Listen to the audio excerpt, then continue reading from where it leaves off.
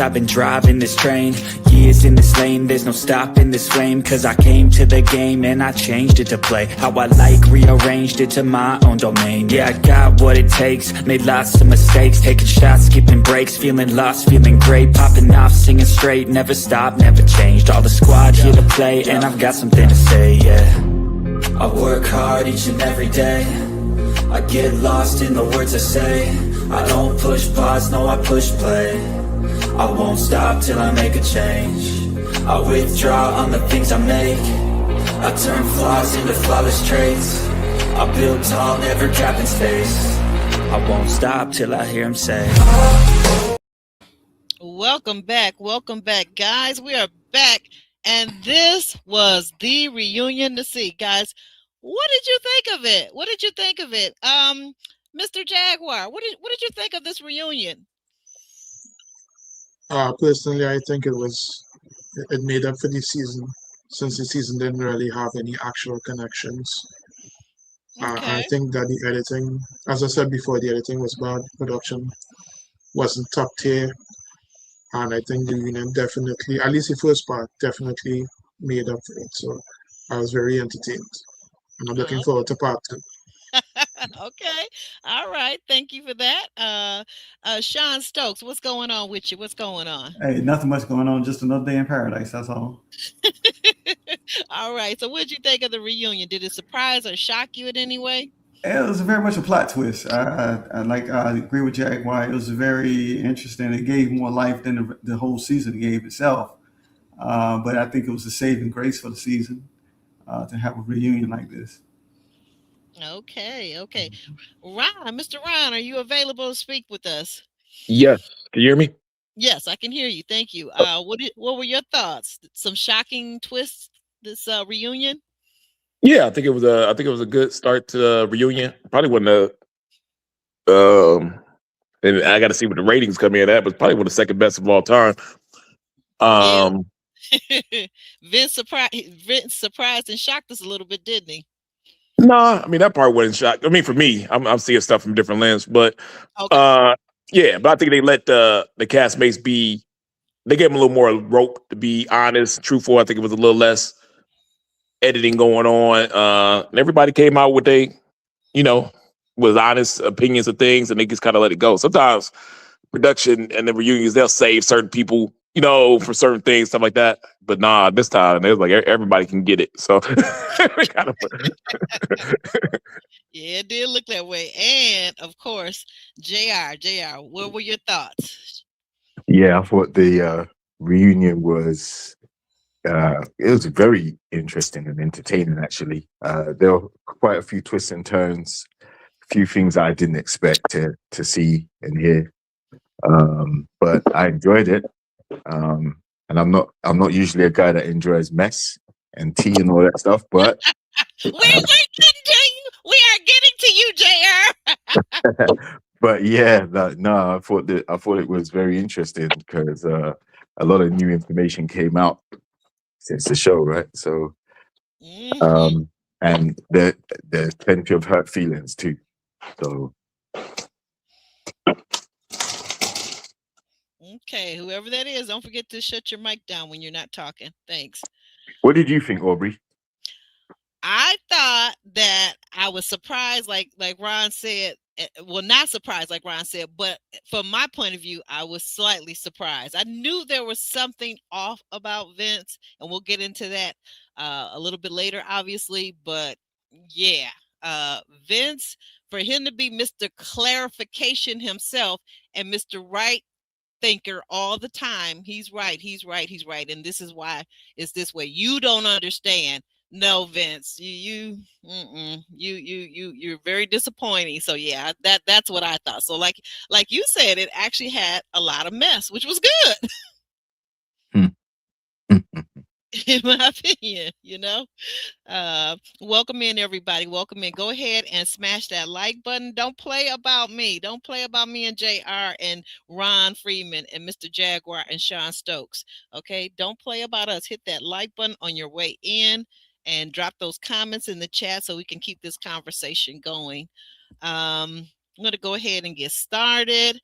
Guys, And by the way, this is how I feel right now. To bring back Philly from last season. Yeah, a lot going on, a lot going on. But we're gonna get started. Tommy lets us know that hey, we are back. We're trying to see who made it and who didn't. And guys, welcome in, welcome in. He's letting everybody know. And he just gets right into it. You know, he says we're gonna find out whose GPS took them to where they needed to be, and all that good stuff. Okay, this is the cast. The cast looks very good. Oh, speaking of, I know most of you guys don't do fashion, but if any one of you would like to say who you thought name the top 3 guys looks, would you let me know? Ron, anything stands out to you? What was the question again about their what? The fashions, you know, the men's tuxedos or suits. Did anybody stand out to you? How did you feel about oh my gosh, I can't think of him right now. The guy who's the metaphor. Who's the guy? Cardi? Cardi. Cardi. Yeah, Cardi. Yeah. What did you think about Cardi's look, for example? Was that a true Detroit look with that hat on? Yeah, I mean, I think he was going through his own 70s kind of gangster look. And but everybody came fresh, you know. Yeah, it's Detroit. Nobody's gonna come too out the ordinary on something and be a true Yeah. standout. I think everybody, you know, What, got a what about our coordinated boy? outfit. What about our boy Darius? He stayed true to fur and fur-like substances around his collar. Did you like that look? Yeah, I mean, same look he been doing. It's like he bought a bunch of those when they were on sale. He got one in every color. So Not that Kmart 9.99 sale. Lord, good Lord. Okay, okay. Sean, what about you? Who had the maximum in style effect for the men this season? I'm more inclined with Steven. I like Steven's look. I like. I know Okay, they didn't talk. They he didn't talk to totally on Steven, the but right in the top row. I like his look. Okay. But to add to Ron's, Vince kind of reminds me. Not Vince. Darius kind of reminds me of back in the '80s. If you remember, some people had a different color Kangol for every suit. Every sweatsuit they had. They had a blue Kangol, a white Kangol, red Kangol, and all that. Oh yeah, when that was the thing. Yeah, I The remember that. Kangol and Panama Jack hats. Right. So was for Darius instead of the hat, he had a And the fur fur, trim yeah, the thing. fur. Yeah, okay, I got you. I feel you now. JR, any thoughts? Mm, I thought all the guys actually looked quite dapper. I would say I liked Stephen, Ed, and I would say Bellows outfit. Even though it's traditional Nigerian, I think that looked pretty good. Ah, you are you and I are in the same space, JR, on this one. I just said that too. I said that the guys all look nice, especially Bello. I did like his traditional African garb. Mr. Jaguar, any thoughts? I think everybody looked okay. Yes. I only thought that I was expecting Darius to not change, and he didn't change. He did come up with furs again. Um, Bella's attire was cool. The Nigerian look was good. Pretty much everybody else looked okay. I didn't really have anybody like stand out to me specifically. Okay. Okay. And you out there in the chat and on the replay game, don't be shy. Drop those comments in like you guys did last week. I enjoyed reading all of them and responding. So let me know what you thought who was best dressed. And ladies, who do you think looked good for the ladies? I personally did enjoy Ashley. I like Lauren's dress. And also, I liked Donna's look. So let me know what you guys are thinking too. Okay. Um, so we get to Tommy wants to know how the first couple of the season that chose each other, which was Donna and Vince. He wants to know how they're doing, what's going on with them. And as you can probably tell from this picture, not so well. Not so well. We get Donna. She's telling us about how they decided that because it was such a short timetable, they decided that they were not going to be exclusive, but they would continue to date one another. Anybody have any thoughts about how they came to that, whether that was a good idea or not? JR? Um, well, I think if they thought the process went quickly for them and they needed more time to get to know each other, then yeah, take it slow. I think this is where the mess started, because once you agree that you're not going to be exclusive to one another, then you're basically giving the person permission to strike up connections and continue to date other people. And the reason why they didn't work out is because Vince decided to not tell her who he was dating, because he still continued to date other ladies from the show. She didn't know that. So he was cool with him dating other ladies, but obviously he didn't say who exactly it was. Okay. Ron, what did you think about? Did they do a good job of clarifying what their actual relationship was going to be about, and with other people not being, they could see other people? What do you think? Well, I think we're on our 11th season. It's clear. I tell people all the time, if you make it to that bridge, wherever it is, and say yes, you are now in a public relationship for the world. I don't care where you go. If Bits left the next day, somebody on the street's gonna go, "Oh, where's Donna?" You know what I mean? It's just hot niggas gonna connect the two. So you got to be ready for that and understand that's what it is. So I don't think they should have chose each other in the first place. I think we kind of all saw it when he didn't get the kiss on the bridge. They wasn't that forward in the relationship on a on an affectionate level. They were kind of like sort of dating and got to the end, and then after it, Bits understood and was like, okay, I don't want this to be too much of a public relationship. So he kind of set the standards saying, hey, let's date other people and go slow. She was okay with that because I think he was lukewarm about him from the get-go. So she was like, well, I ain't about to give you no kitty cat or anything anyway, so we might as well go slow. I was wondering how you was gonna clean that up as I was listening with bated breath. Yeah, I'm like, he ain't gonna give you, yeah. So she like, we can slow roll this as much as you want. The problem is sometimes it don't be the men. Most of the guys in all the seasons like that get along, but the women be having some kind of interior thing. And I think Donna and Lauren don't get along. And I think, and I didn't know this. I remember when I was on my season and it was Valentine's Day and I was planning a date for me and Alexis Fly. And I was like, oh, it'd be cool if we linked up with Kyra and Jason because they were going to a comedy show and I'll just go with them. That way we could be around some castmates and still do the Valentine's Day. And then when we got done with it was a great comedy show. And when we got done, I got cussed out because she was like, you know I don't like Kyra like that. I was like, how the hell am I supposed to know? Another women like each other like that. Yeah, so I don't know, you know what I mean? So like what she said, basically it was because you were still talking to another castmate and it was Lauren. That really had nothing to do with Vince. That was just like, I don't like her. You weren't supposed to be talking to her. Mm-hmm. And Lauren on the other end probably was just talking to Vince to piss off Donna if they don't like each other like that. You know what I mean? She didn't feel like she had no romantic connection in them because she said it with her chest. He ain't touched nothing. He ain't smelled nothing. I ain't held his hand. I ain't kissed him. Anything else like that. So people are not going to agree on my take of this whole Vince thing. But Vince was the victim. He was the victim.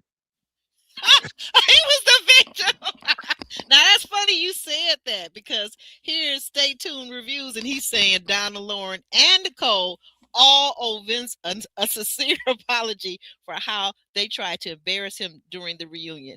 They played him. He was a pawn. He was a pawn. He got used. They tried to embarrass him. No.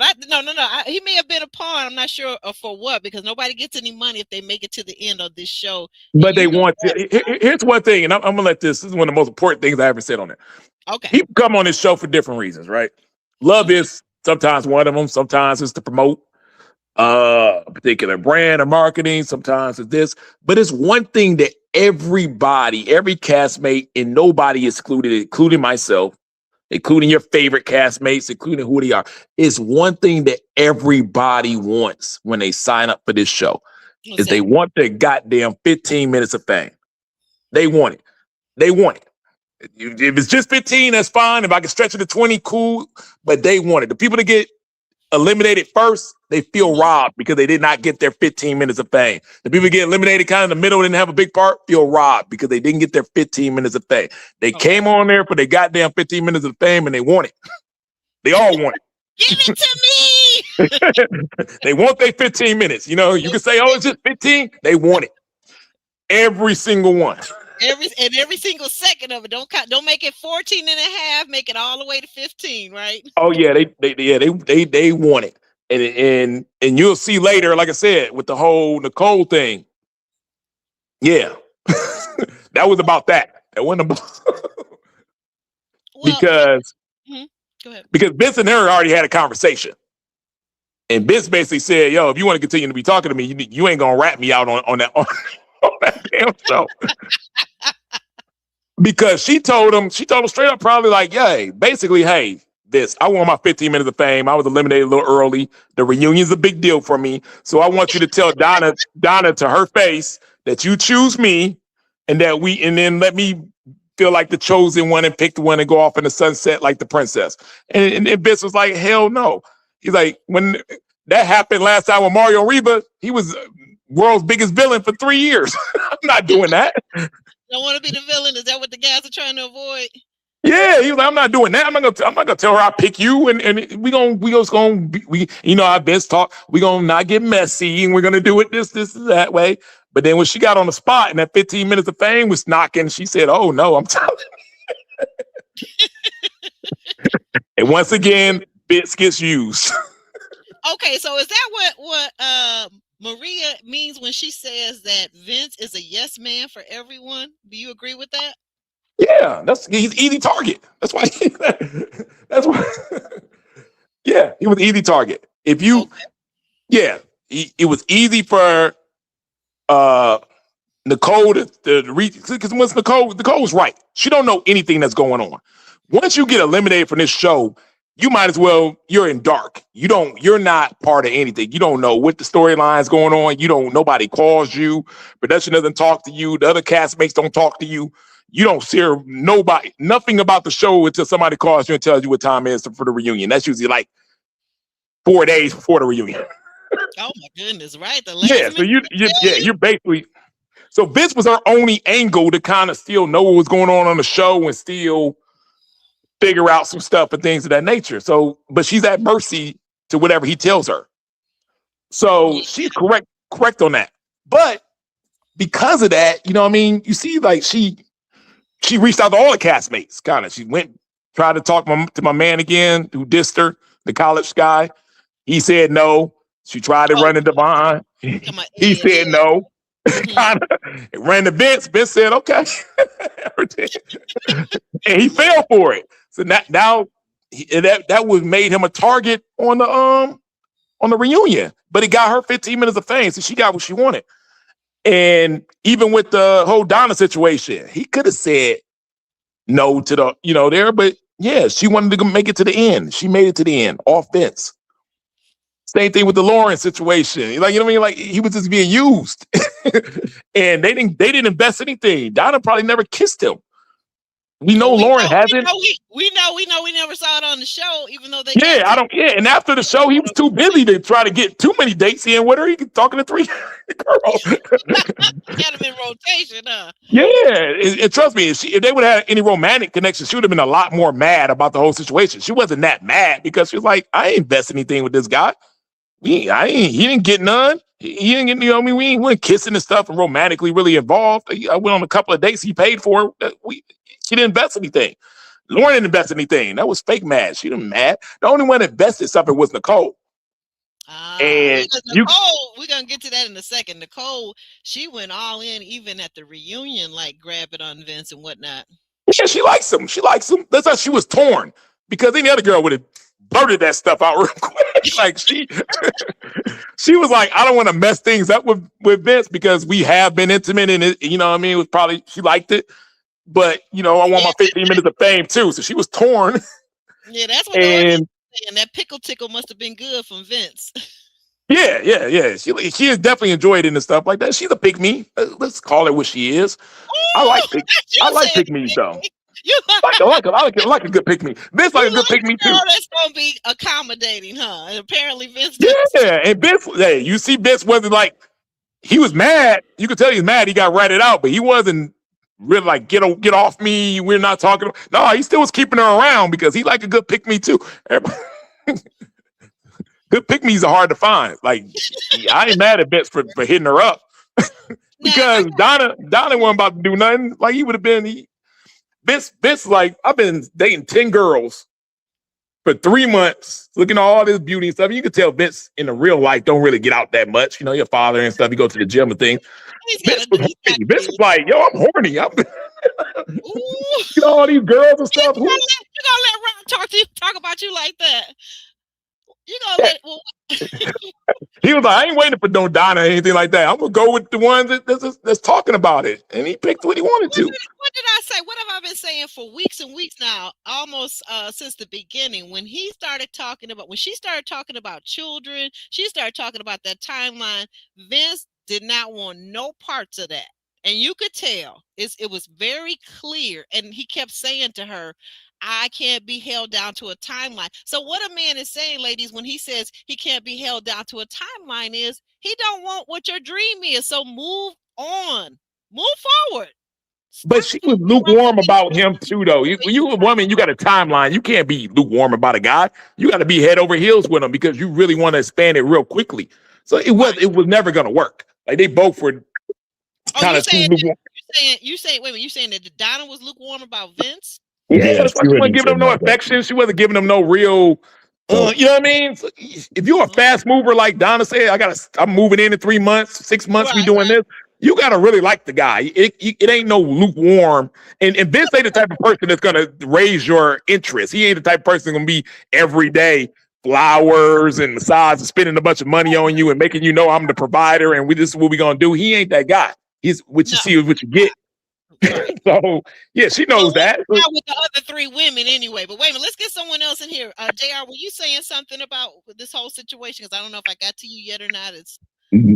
Yeah, no, I started off, but I'll say, listen, I agree. Like, there was no real urgency to elevate the connection to anything romantic, sexual, anything like that.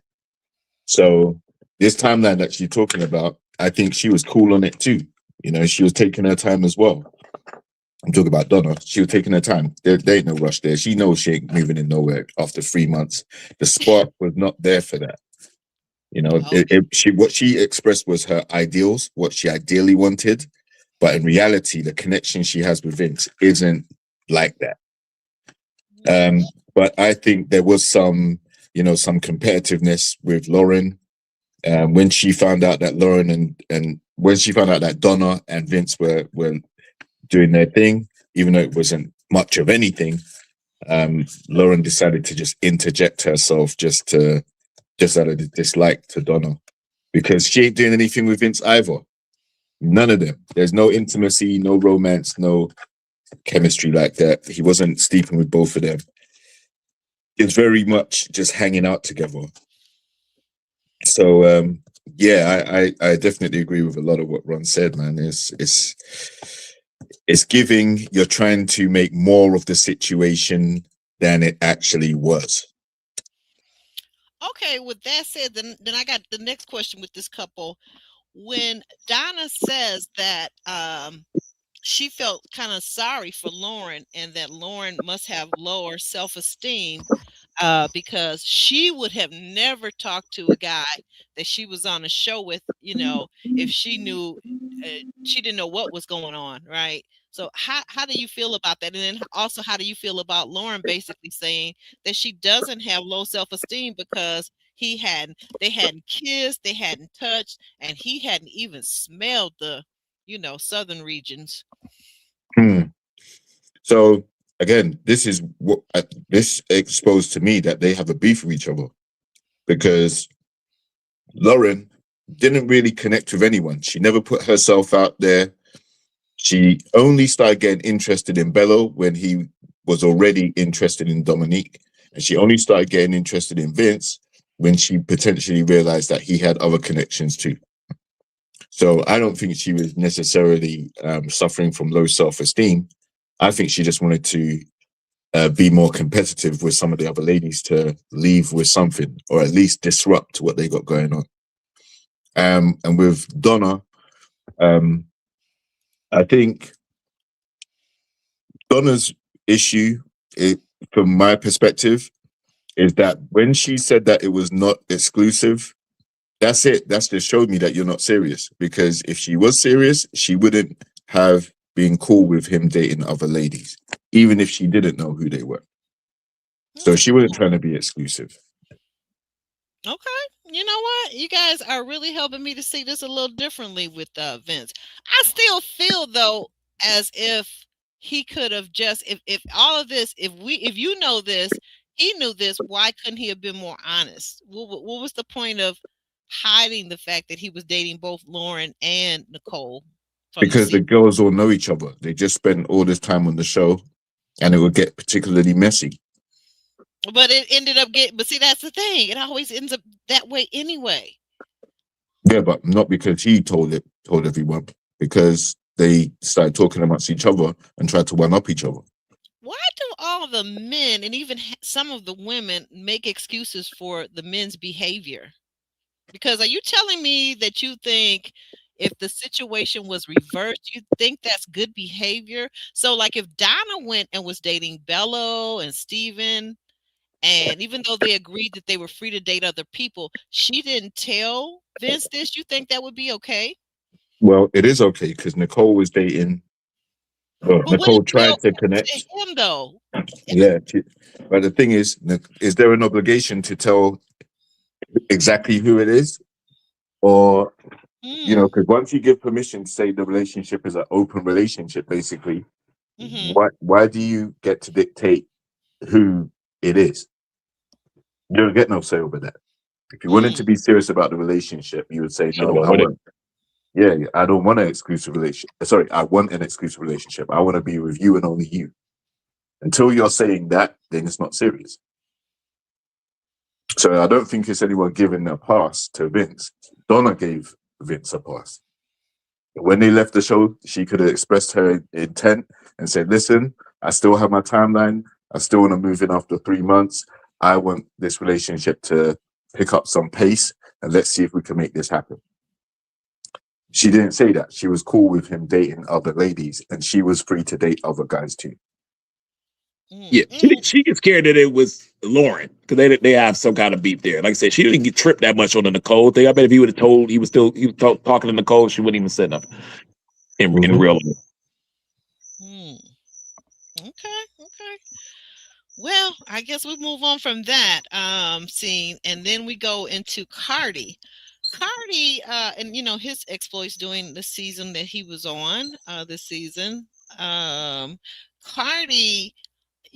people thought he was shallow. He told us he was a metaphor, right? All of these different things. Do you feel like that Cardi was intentional? Was he here for a good time or was he here for a long time? What do you think, Mr. Jaguar? With Cardi, I think I don't think he expressed himself well. I think that's why he got the meme. He's the metaphor. Additionally, as I said before, ever since the Exes episode, he just never recovered from that. And I think that was the end of his time. And I think he probably should have self-eliminated after that Exes episode. Because when he sat there and he just let the ex um, rip into Ashanti and he didn't do anything, I'm pretty sure Ashanti mentioned that experience to the other women, and none of the women looked at Cardi the same way after that. Um, I do want to touch on the previous issue with regards to Donna and Vince, though. I didn't really jump in there, so let me just give my quick 2 cents on that. I think really and truly the issue was, as was said by the other panelists, that the issue really became about it was because it was Lauren specifically. And I think the whole thing was set up in a way that Lauren used it as a dig against Donna because this was a coffee shop that Donna frequented and Okay. Lauren just happened to be there. And the way she made the way the discussion was framed, it sounds like, oh, by the way, I'm dating so and so and so and so. Oh yeah, and Vince as well. It just sounds like it was a personal dig towards her to let her know that you don't really have this guy locked up the way that you think you do. Um, I do have to say accountability is a major factor, as was it explained. Both Vince and Lauren did. Sorry, both Vince and Donna did agree to date other people. So I think Hmm. it was just the fact that it was Lauren that got her over the edge. The timeline thing was also the issue, and I also said uh, a week ago and previously that I didn't think it would last because of that timeline issue, and that's the problem. So if you're on a clock, and as Vince said, he just wants things to happen organically. If we get together, he never said he didn't want children or anything. He said he was open to it. So if it happens, it happens. But he didn't want to be forced, and I think that was the main issue. She would always be checking him. It's been this amount of time. When are we doing this and da da da? And always like that. And as for Oh, Nicole, I don't think he was hiding Nicole, as he explained it. okay. Well, wait a minute. We're gonna come back to that when we get to Nicole Samuel. But let's come on back to Cardi. Can I get you to come back to Cardi and him being a metaphor and so forth? Do you feel like what do you feel like was the reason why he didn't have any strong connections to stay till the end? Well, it's his personality. He just seems like he gets run over in relationships. He wasn't assertive, which was, I guess, the same criticism of Stephen. And Hmm. because he was more, I think he's more like a hands-on guy. He's not Hmm. really that Well, talkative and yeah, that we saw descriptive. that with Jr. We saw that he's hands on with was that Ashley? Or was Yeah, both it had. Shante? Both hands. Yeah, we see that he's a hands on guy. We saw that. He doesn't seem. Would you say? Let me ask you a question. Phrase it as a question. Would you say, Mr. Jaguar, that Cardi seems like he's intentional? That he was intentional this season? I would say yes to a degree. He tried his best, but as I said, he doesn't communicate well enough. He didn't communicate well enough to the ladies' liking. It's the best way I would describe it. He tried to communicate his way, and it wasn't good enough. And then he lost a lot of confidence after that specific episode with the actors, and it just all went downhill from there. And he just never recovered. Oh, you mean from the getaway, and when they told him that he was shallow, and they also said when they laughed at him when he said he was a metaphor. Right. But as I said, I think everything went wrong for him from the exes episode, and after that, it just was never the same. None of the women looked at him the same way after that. He just couldn't recover. Okay. Okay. Sean, anything else you want to add to Cardi and your understanding of him? Because he seemed like he's kind of intellectual, so I'm sure you can relate to that. Wow. I think he's I meant that in a good way, by the well. way. That I wasn't think shade. he was out of his league with Dominique. Okay, it was just I'm glad that she allowed me to come go on a date with her. But as far as him being a metaphor, I think he might be just socially awkward. I think Yeah, that part. and some people just don't do well with the cameras. Okay. And if I am allowed to, can I touch on something else that you spoke? Um, like when Ron talking about the 15 minutes of fame, how convenient that Diamond couldn't make it to the show. You know, I'm not saying, like I said, she got eliminated the first night. So hey, why am I going to get me a gown and come up here and show all my teeth and all that and look smile and all that? Like, if they spent this much time what they did on this show, they ain't gonna talk to her, no Xavier, no Emily.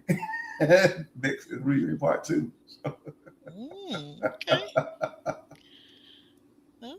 Okay. Yeah, because Cardi, I don't know. I mean, he just has his own way. And I think that the person that said right here, Amina, that metaphor, well, no, not that's not the one. Hold on, even though that's a good comment too. It was this comment here. Cardi is the type of guy that doesn't force anything. A woman will have to bag him herself. I think that's true. Did you get that feeling? I don't. I would. Oh, Go ahead. I don't get that feeling. I think he is a bit socially awkward. I think he found it difficult to maneuver through the process. Probably dating so many ladies at one time. I don't think any of the ladies quite understood him in the way that he thought they would.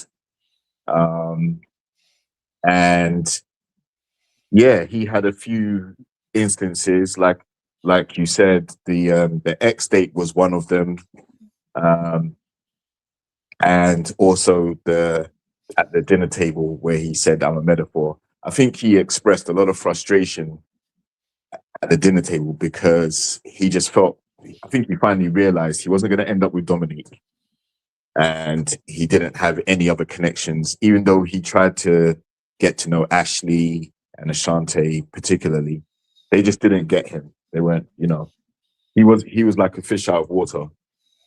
So yeah, seems like a cool dude, but I just think personality wise, he just wasn't attractive to any of the ladies like that. None of them really took him seriously. Oh, you think that's what it was? Okay. He was being himself. And like, it's a key word that I don't think anybody picked up from when the lady said on there, and that they called Cardi a breath of fresh air. Yeah, I did catch that. And what that meant, it was a dig against the other guys, is what it was. Because I know how women kind of react on this. And that said he was being himself. I bet that Cardi makes a very good living.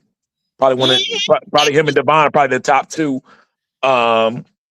And yeah, so like here's a nice guy being 100% himself and makes a good living and stuff. Everything on his stuff checks out.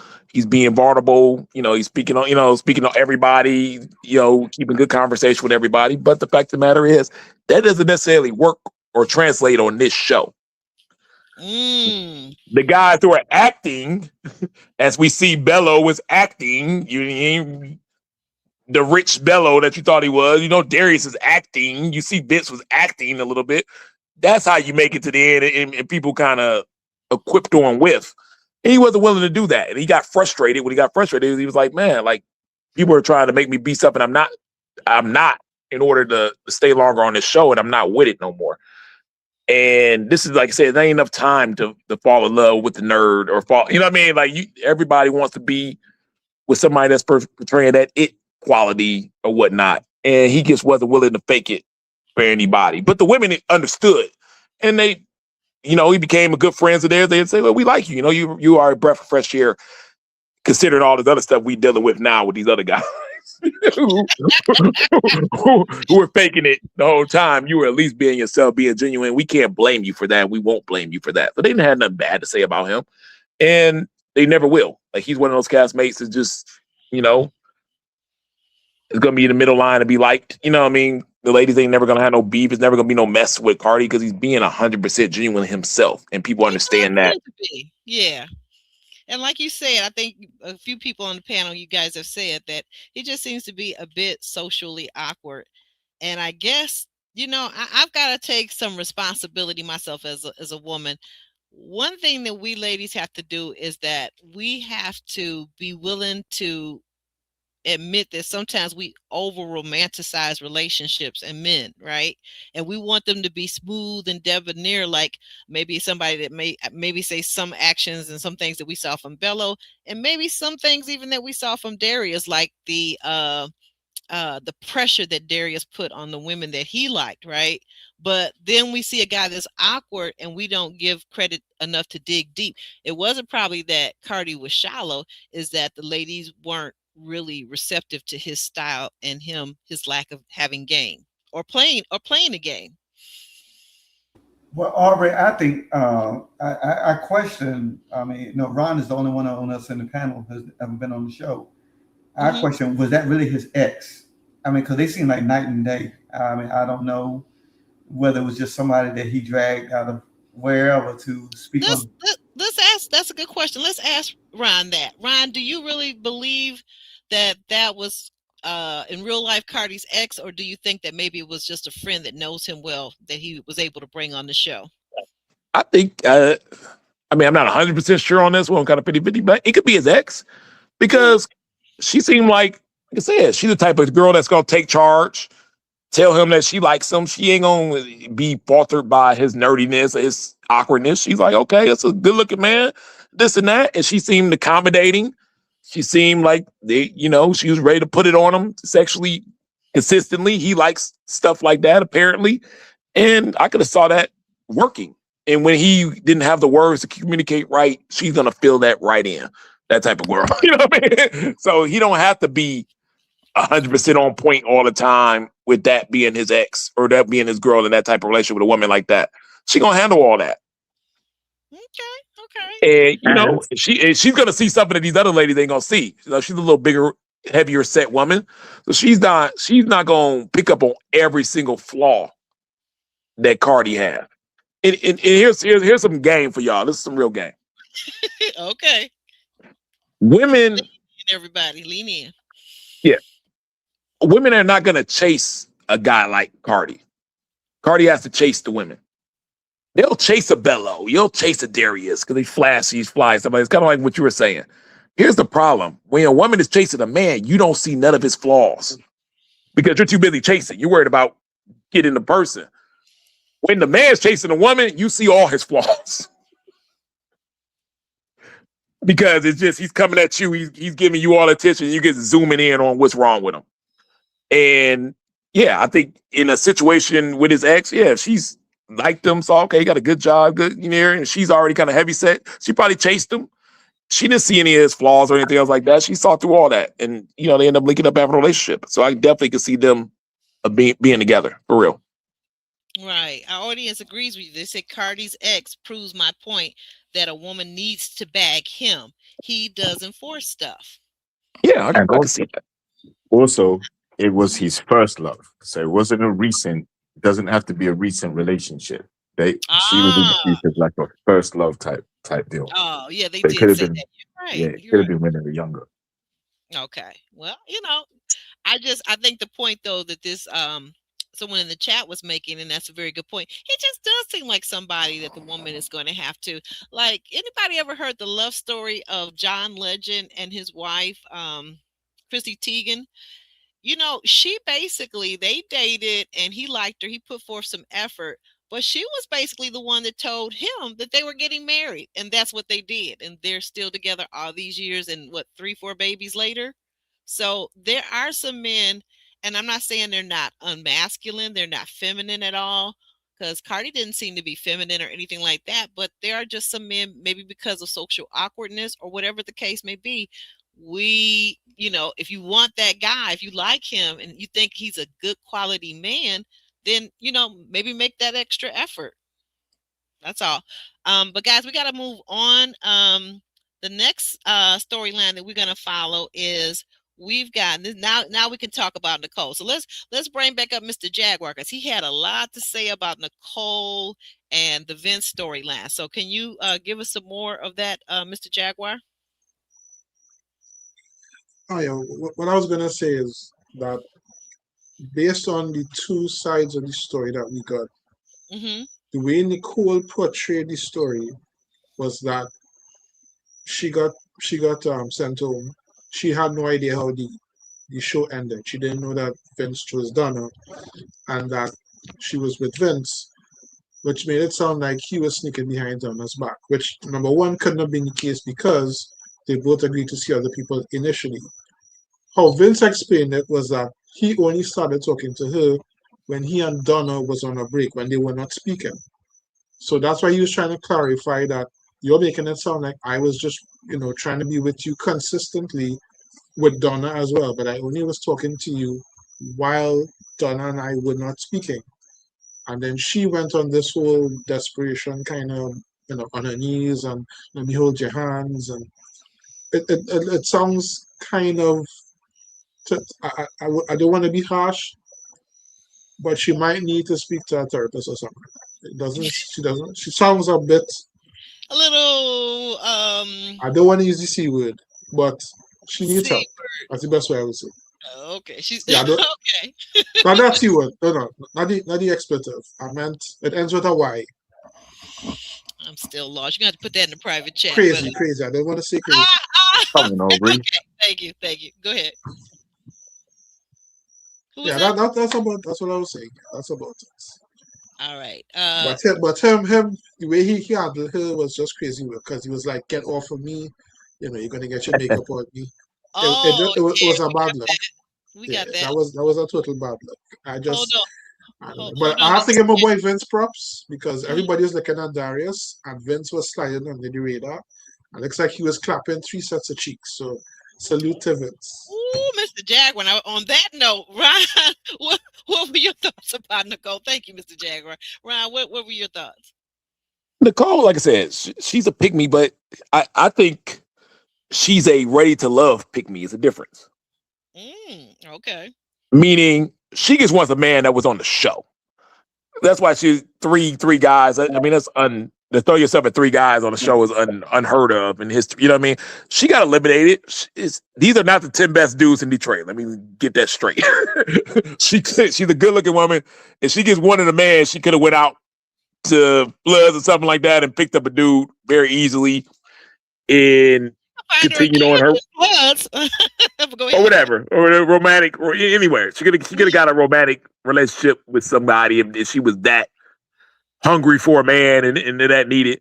But after the show, to call 3 men that you just talk to and then work out on the show right away, fishing. Something suspicious about that. It meant like, oh, I still want to be. I'm in a process. I still want to be part of the show. I still want to be part of this. Because like I said, we compete. We're in our own bubble on the show when we're filming and things of that nature. But you still understand that people got other stuff going on outside the show. There's still other men in the world that's trying to talk to these women and men and things of that nature. And so, like I said, I was never felt like I was competing with the 10 guys that was on Ready to Love for the women. I thought I was competing against all of Houston because all the men. Okay. yeah, like who's to say that the dude next door ain't 6'5"? You know what I mean? You know what I mean? Better than these guys. You know, I'm just looking at competition as a whole. But like I said, it seems like she wasn't.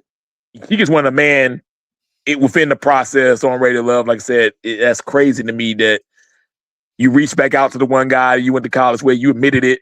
Then you said you reached out to Devon. Then you reached out to the Vince to say, well, who here is going to want to continue dating me? Why didn't you go reach out to your dating app, a Hinge or something like that, and go find you a man if that's what you wanted? So, like I said, I think she did that. She looped on the Vince. She used them kind of to kind of stay within flow to what's going on with the show and things. Wait a minute. So you're saying she used him to stay on the show, right? Stay on float. You know what I mean? Like he was her connection to still be on the show because, like I said, she didn't really talk to him that much until she got eliminated. Then she started calling these guys. You know what I mean? And really, you're not supposed to do that. Really? We are really told when a person is eliminated, stuff like that, you got to continue your process. You're not supposed to go back. I got in trouble for inviting somebody who got eliminated to the party. That's how we threw because they're really supposed to be like ghosts once they're gone. And you have to continue the process of what's in front of you. If you got to go backwards for something, you need to self-eliminate and get off the show and go back and get it. Okay, So, okay, Ron, wait a minute, hold on. I got a real life question to ask you. Okay, yep, so in real life, you've been eliminated from the show. It's your season. You've been eliminated from the show, but there's a one or maybe two or maybe even three ladies on the show that they're still active. They're still in the show. They're in the process, right? yep. Now, do you reach out to them regardless of what production has told you? Because this is in real life. No one will ever have to know. Do you reach out to the one, two, or three ladies that you're still interested that are still going through the process?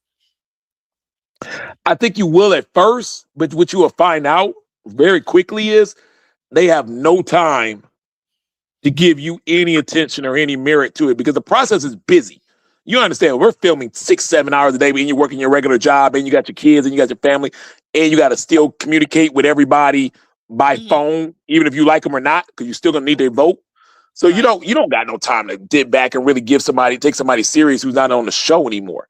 So they'll try, but really, in reality, what time are you gonna get? Once every 2 weeks, maybe. I might be able to take you somewhere, maybe a phone conversation once every 3 times, maybe out of 7 day, 8 days. So it's really no time to do it. But yeah, people are gonna reach out. Um, yeah, but they shouldn't. They shouldn't. You should let those guys go on a path. I think a lot of times, you feel a certain type of way once you're eliminated, and some people start thinking about the reunion early and go, "Oh, it'd be great if I showed up to the reunion with a date, so I don't feel like I got rejected." So sometimes you're reaching out for the wrong reasons. You get what I'm saying? Mm-hmm. Okay. And Yeah. yeah, maybe if I link up with this person, we could walk hand in hand at a reunion, and I don't feel this rejection that I feel right now for somebody telling me I wasn't ready to love on national TV. It's a very emotional ride. Like y'all, it looks easy on the screen, but some of the Mm-hmm. emotions and some of the things these castmates go through are life changing, Yeah. traumatizing. They're Yes. really brutal. You know what I mean? And I think that's why castmates are so close because I think we're the only ones that understand that aspect of it. Like I had a castmate tell me like, "Shoot, yeah, we're all close because we're the only ones that been traumatized like I think you can that." kind of see it. Do you feel like this season so far, we've only got part one. We know we got part two next week. But do you feel like that maybe perhaps Nicole was traumatized? Was that why she was anybody feel like that, or do you think that she was just sharing her truth?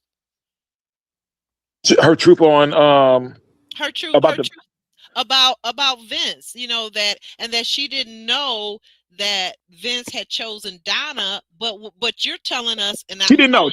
She didn't know. She didn't know. Like she Yeah, knows what you're right. Vince tells her because she can't when they're going on dates and stuff like that, nobody's calling her in talk. Like I said, it's not even just if you reached out. I told you nobody has time. So even a homegirl, let's say she had a homegirl that was on the show and she got eliminated, and the homegirl still stayed on the show. That homegirl don't really got time to reach out to her and let her know what's been going on the show. Okay. She Okay. still has to go through her process. So Nicole didn't know. Nicole was probably thinking about the reunion. You know what I mean? And saying, okay, it would be good to, to let people know I'm dating somebody that's still on the show. So I don't, feel rejected or whatnot. And it happened to be Vince. And where Vince crossed the line is when Vince slept with her. And that changed the whole dynamic of any relationship, right? Yes, yes. Say that.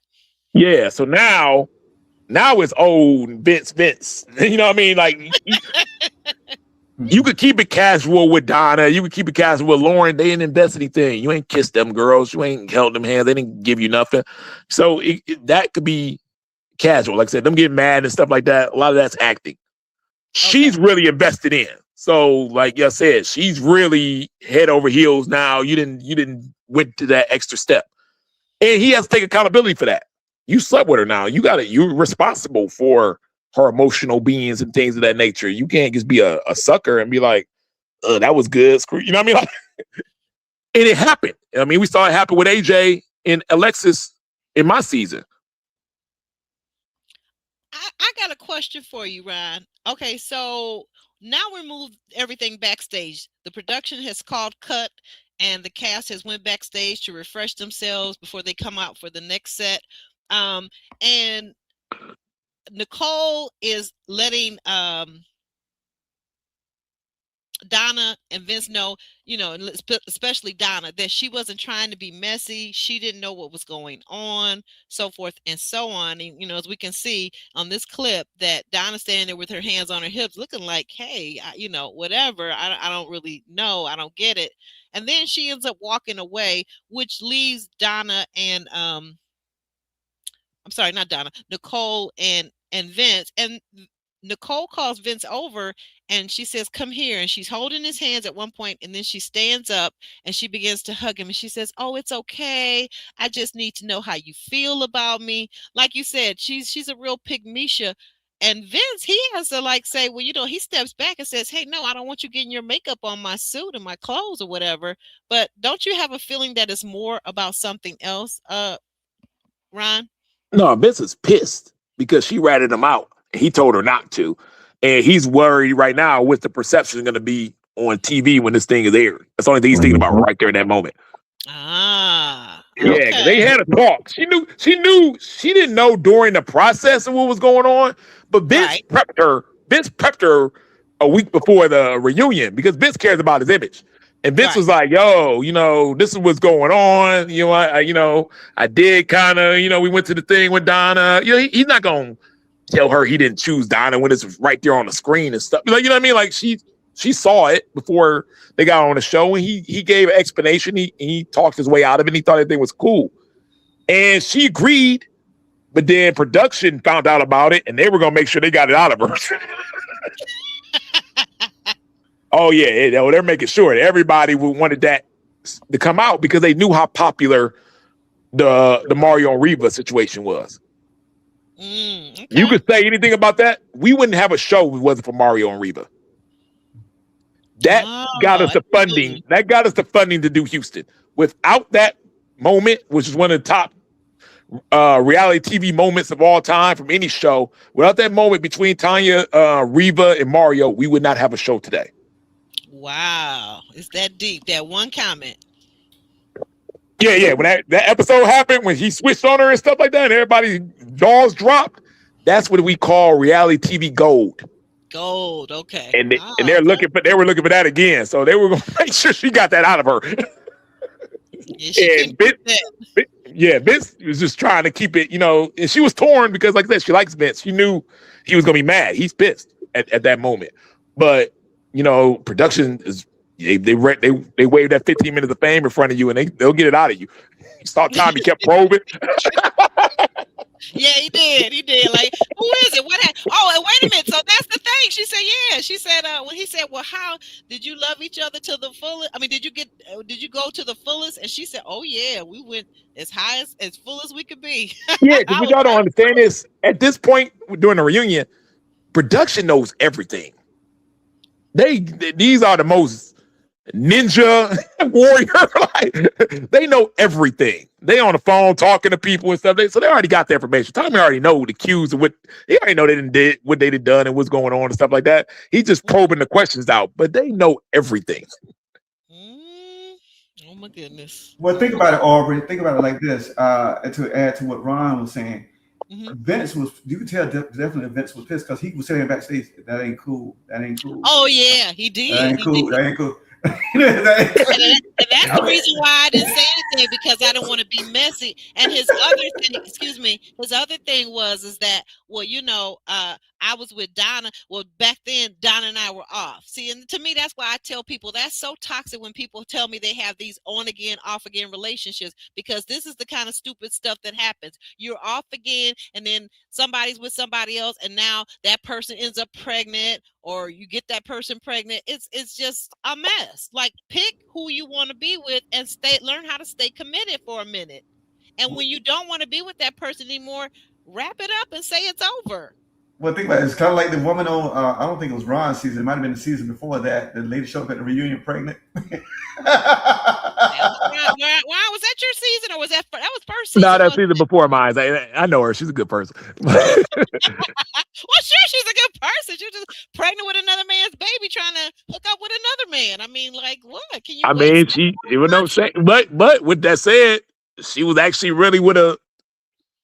And she would have found the right guy, she would have actually really been in a relationship. He just would have had to take care of some kids. Well, you know what? I mean, I guess we can't. You know what, ladies? I guess we can't be too angry at Bello and his 1-year-old child that he's off cavorting and on a romantic dating show. We can't get too mad at him because you got a whole woman over here on the other hand that was already dating, already pregnant with someone else's baby, and she's ready to move on and now create a relationship or family with someone else, even though she hasn't even had the baby yet. So we can't get too mad. It's my goal this year in 2026 is that I am going to assert more responsibility on the women's side of things too, because we talk about these fellows and we know, like somebody said, that part, what's on the screen there, I'm gonna take that off real quick, because we ain't trying to be mean over here, but we just saying, right? We're just saying. But women, we have to take more responsibility. Ladies, sisters, we just got to do better, because this thing is a whole mess.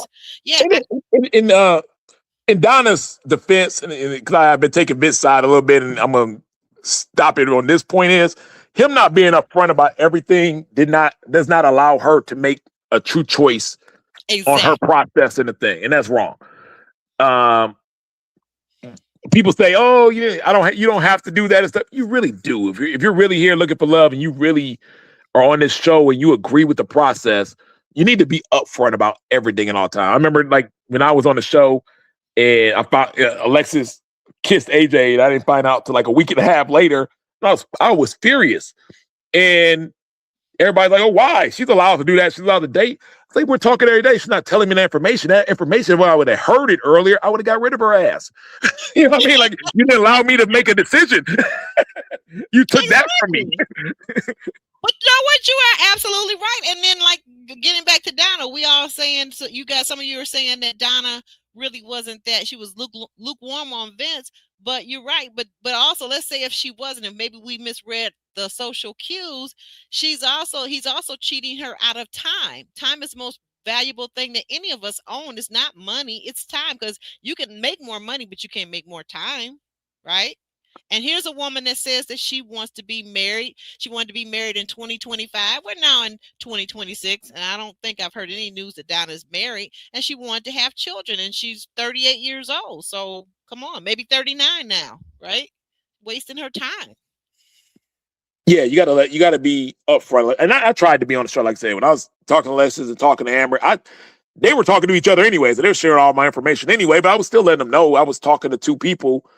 And I haven't made a full decision yet, and this is what's going on.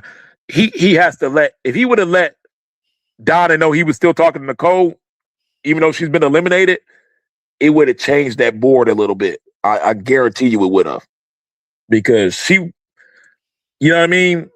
I don't think the ladies really respected Nicole that much, because she was kind of, y'all women be treating them pick-me's and stuff. Y'all don't be, even though the pick-me's be winning, y'all don't be liking them because y'all don't want to start that trend. Get out of here.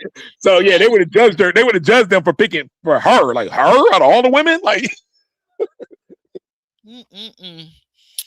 Making excuses. You saw how what's her name was capping on her, like on the low.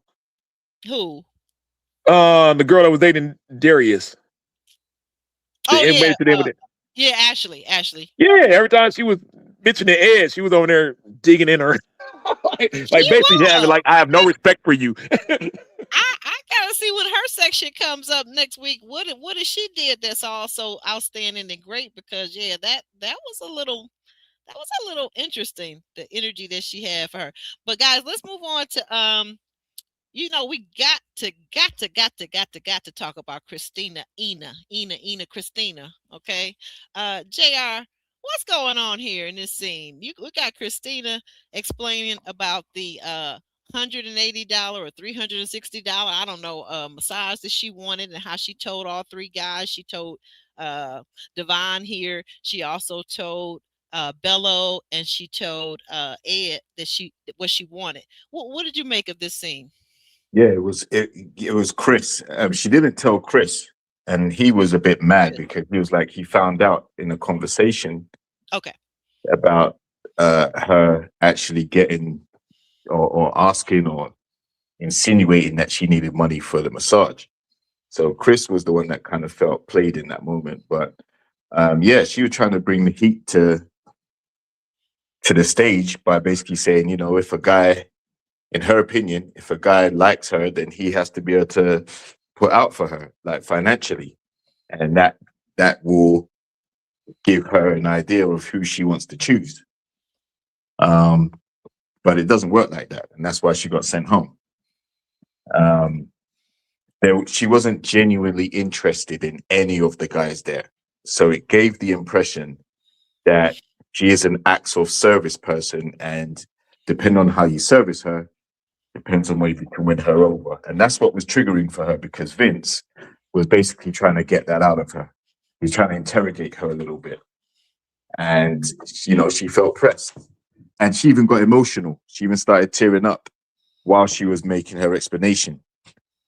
So I don't think she did herself any favors. It was and when they replayed her rant in front of Vince at the roller skating, the disco, you could tell she felt a little awkward, and she looked a little crazy.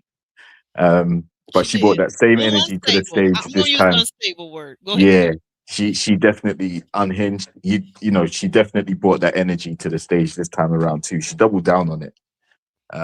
So I don't think she learned the real reasons or understands the reasons why the guys kind of see her as someone who would take the services but not provide anything back. Like, there's no return on investment with Christina. Does anybody on the panel, and this is an open question, does anybody, is that you, Sean? Does anybody think, go ahead, because I was going to ask something. Go ahead. Okay. Why do they have Devon sitting next to her instead of having Devon on the other side of the couch? And I don't understand why Vince was over there. If Ron know anything about production, is that the reason why they wanted, for her to jab at the other three Vince? men? Yeah, Vince. Yeah, they know Vince. Yeah, they had that little spat, so they knew he'll talk up, and then Devon was the one that actually paid for the massage. So the segment was going to be about the massage payment. The massage payment. Yeah, that's right. He did, and he said he didn't know that she had asked the other men. That's one thing he did admit to. He did not know, and I don't know. That was kind of interesting. But go ahead. I know what I was going to ask the question. So did anybody think it was interesting that Ina had did you feel like she had too high expectation of the men? She had only been dating maybe 4 to 6 weeks. Did anybody feel that, or did you feel that she was justified, Ron? I feel that that's her love language. She was trying to figure out, you don't know what these guys. She was trying to figure out who was the provider. She kept using that word. Some of these women, like, they're a little older on ready to love. And if they don't got it together, they're looking for escape, a way out. A man that can retire them and pay the bills and stuff like that. We didn't have 42-year-old, 43-year-old flight attendants and stuff on here, women that, that needs to find a man that's going to help them get to retirement and things of that nature. So she was kind of plogging around. But women got to understand this. The game has changed, and the internet has done it. So it used to be a time where, they called it courting, but it wasn't really courting. It was tricking. It was simping. But y'all called it courting and put another name on it. Where, you meet a guy, next day 2, he gets your nails done. He throw you a little money for lunch. He help you out with the kids week 3. Stuff like that. He helping me with my kids on week 3, but go ahead. You used to get a guy to do that. A little old, that was the old school kind of way. It really kind of was. It wasn't taboo to kind of ask for a little something before, just because y'all were dating and things of that nature. But now, with the internet and the guys get more game and things of that nature, and kind of the way the women have played it, men have kind of figured out that these women would do this to men they're not really interested in. That's where it changed. So now men are a lot more guarded with their resources when it comes to that. So basically, what men are saying is, if you ain't giving them no kitty cat, or you ain't showing me, or you ain't giving up your time, or you're not giving a grand gesture like making me dinners and doing all this type of stuff like that, I'm not paying for no massages or no nails or getting your hair done or nails done anymore. You're going to have to do something on your part. For years, women were getting all these things for doing absolutely nothing. Now they're going to be required to do some stuff. They got to do something? You got to do something. What? You're going to have to, you got to best one of the three things. You're going to have to best your time. You're going to have to best your grand gestures. You're going to be cleaning his house and doing, something, give him a ride to the airport, something that was tangible where you can be like, she's helping me out. Or you're going to have to give up that kitty cat. But Right, it's going you threw me off when you said give him a ride, but then you threw in airport. But okay, go ahead. get something where he's like, man, she really came in the clutch for me. I don't mind doing something, cool for her. You know what I mean? You got to do something. Before you used to get it just for smiling, faking interests and things of that nature. And guys would do stuff for you, but now they're learning and they're saying, hey, these women are not interested in a lot of these guys and are using them for these certain things and stuff. Like I said, she called up 3 guys for a massage. We're interested in all 3 guys, 4 guys, really. And yeah, they're like, no, they got rid of her. It's like we caught on to that. You got to be interested. If you want some stuff from me, you got to prove to me that you are interested in me, and then I'll invest in you. Because too many women were taken from men that they were not interested in. And then when that man tried to come recruit with some kitty cat or something like that, she's like, ugh, no, or backing off. And he's like, what? We've been doing been paying for all this, and I've been doing this. And he's like, you were never interested in me in the first place. Why would you waste my time? Why would you waste my resources? Why would you do that? And too much of that was going on. Men have caught on. Right. That goes both ways for the men and the women. You're right. Men shouldn't waste women's time when they know that they're only looking for hot and heavy time, and women shouldn't waste men's time when they know they're just looking for just the gifts and not the man. I agree with you on that. Well, go ahead, Aubrey. If you go back, I mean, once again, segue again, good segue, because go back to the season before Ron. What's the name? Chris was having that conversation. The lady talking about 50-50. He said 50. She said 50-50. I don't know 50-50. Are you gonna pay the bill? Chris, pay the bill. Yeah. Oh, yeah, no, the bill pay. And she said, you know what? I forget who that was. Chris. It was Chris or somebody. I forgot who it was. It was my homegirl Naya. She cool. And she meant it. She meant it. DJ Chris, Sean. I thought you were talking about DJ Chris on wasn't on the Houston season. Chris, yeah, KJ. What KJ, yeah, KJ, yeah. Oh yeah, she meant every word of that. She ain't doing no 50-50. Yeah, well, and you know what? And I guess that was good that she got that out there right from the very beginning. Guys, we one last thing. Okay, JR, why was your boy Vince here? Why was he all questioning Ina and wanting to know all of this? And she finally had to tell him, but out of all the guys, you were someone I wasn't even interested in.